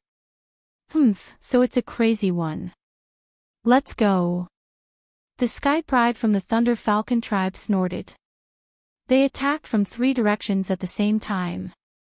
Sword chi, lightning energy, and fist strength were unleashed at the same time. The long sword at Jin Fian's waist was unsheathed with a clang, and a fiery red sword ray surged out with a scorching heat wave. Although Jin Fian had improved a lot under Chu Kuangren's training, it was still a tough fight for her. After exchanging a few blows, she dashed towards a certain direction. It's no use trying to escape. Everyone in the Blood Moon ancient towns is targeting the Black Heaven sect. Where do you think you can escape to? The 3 Sky Prides immediately gave chase. Jin Fian fought and retreated at the same time. On the other side, Murong Xian and Nangong Huang were also caught in a pincer attack from a few orthodoxies. Murong Xian, the Black Heaven sect is doomed to lose today. That's right. You won't be able to pass this round. on a certain tall building in the Blood Moon ancient towns. Lan Yu wore a gorgeous silver-white armor and held the scepter of light in her hand. Her wings were spread out, emitting a white light under the blood moon. An inviolable holy aura filled the void. Around her, there were 9 people. These 9 people were from various orthodoxies. Among them were the young emperors Lei Mingtian, Ling Huting, and Li Yin. Lan Yu, let me fight you. Lei Mingtian, who was also a young emperor, was the first to attack. Violent bolts of lightning gathered in his palm before he blasted it out. Holy protection. A white barrier of light appeared around Lan Yu. Lei Mingtian's attack was blocked by the barrier of light. Next, Lan Yu raised her hand and unleashed a fist-sized ball of light. Everyone, be careful. Lei Mingtian shouted. Everyone mobilized their spiritual energy in an attempt to block the ball of light. However, the ball of light suddenly exploded in Lan Yu's hand. Rays of dazzling white light exploded, forcing everyone to close their eyes. The moment they closed their eyes, Lan Yu made her move. Taking advantage of the fact that everyone was blinded by the white light, Lan Yu moved through the crowd at a speed that was beyond the perception of her spiritual sense. With every swing of the scepter of light, a genius would be sent flying with every strike, falling face first onto the ground. Not long after, the 9 heavens favorites were sent flying. 3 of them lost the ability to fight and lay on the ground, moaning in pain. So powerful. As expected of the Yao summoning tower, 1 against 100. This kind of strength is indeed powerful. Lei Mingtian couldn't help but say seriously. No matter what, I must make the Black Heaven sect suffer today. Li Yin sneered. He stepped forward and activated the Black Emperor indestructible physique. His entire body glowed with a metallic luster, and he threw a punch that caused the void to rumble. Scorching light. White flames appeared on Lan Yu's body and turned into a giant fireball that smashed through Li Yin's fist energy. The fireball landed on Li Yin's body and sent him flying with the Black Emperor indestructible physique's protection. After Li Yin was sent flying for dozens of feet, he smashed into a wall. The wall caved in from the impact. It's useless. You can't hurt me. Li Yin stood up and laughed. He had learned his lesson this time. He knew that his weak point had been discovered by the Black Heaven sect, so he no longer used the Black Heaven Divine Spear. That way, his weak point would not appear. He could only rely on his indestructible physique to fight his opponent. But then, he realized that something was not right. There were white flames burning on his body. Although they could not break through his defense, they were like maggots that could not be removed. Not only that, but the white flames were also continuously weakening his Black Emperor indestructible physique's Daoist rhyme. Although it was very slow, it was very effective. Li Yin's expression changed. What kind of flame is this? The Black Emperor indestructible physique is very powerful. Unfortunately, in the face of the scorching light, it can only be disintegrated. Lan Yu said calmly. Be careful of this flame. Don't go head-on with it. Ling Huting said. He leaped into the air and released sword chi to attack Lan Yu from afar. The others did the same. They had the advantage in numbers. They did not need to defeat Lan Yu quickly. As long as they depleted her spiritual energy, victory would eventually belong to them.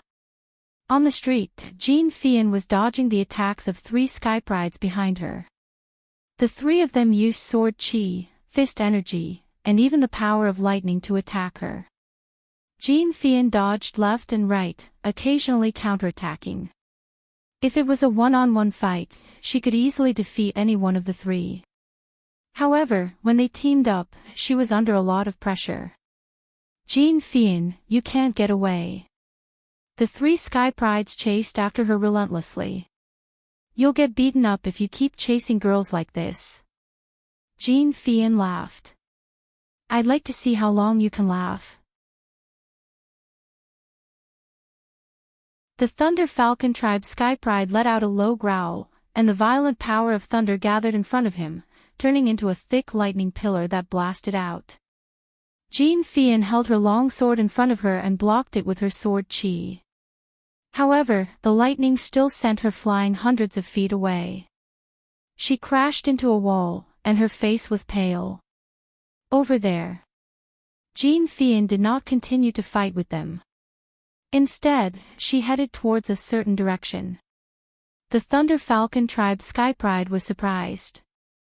I can't believe this delicate girl can still run away after taking my attack. Keep going. Let's see where she can run to. The Linghu clan Sky Pride scoffed. The three of them continued their chase. A while later, sounds of fighting could be heard from the direction they were pursuing. Upon closer inspection, they saw a group of people chasing after a woman. The woman was none other than Black Heaven Sect's Daoist, Jun Yi. What a coincidence. The Thunder Falcon tribe Sky Pride laughed. He looked at Jean Fian who was in front of him and said, "You shall perish here with your fellow sect members." Jean Fian did not reply and sped up towards Jun Yi's direction. Compared to the 3 people who were chasing after Jean Fian, there were 5 people chasing after Jun Yi. The pressure on her was much greater than Jean Fian's, and it was obvious that she had sustained quite a few injuries. If it were not for the fact that they had been tortured by the sword chi clones during their training, they would have been defeated a long time ago. Jun Yi. Jean Fian called out. "Fian, you're finally here." Jun Yi, who was struggling to hold on, was overjoyed when she heard Jean Fian's voice. The two of them met up with their backs facing each other. Around them were 8 Sky Prides from different orthodoxies. Anyone with a discerning eye could see the difference in strength between them. You're tuning into the Dreamy Chapters YouTube channel. We're so grateful for your support, and don't forget to subscribe to join us on this incredible journey through captivating stories. Your generosity through donations truly makes a world of difference, as it's the primary source of revenue that allows me to expand and enhance this channel for you. Thank you from the bottom of my heart for being a part of this adventure.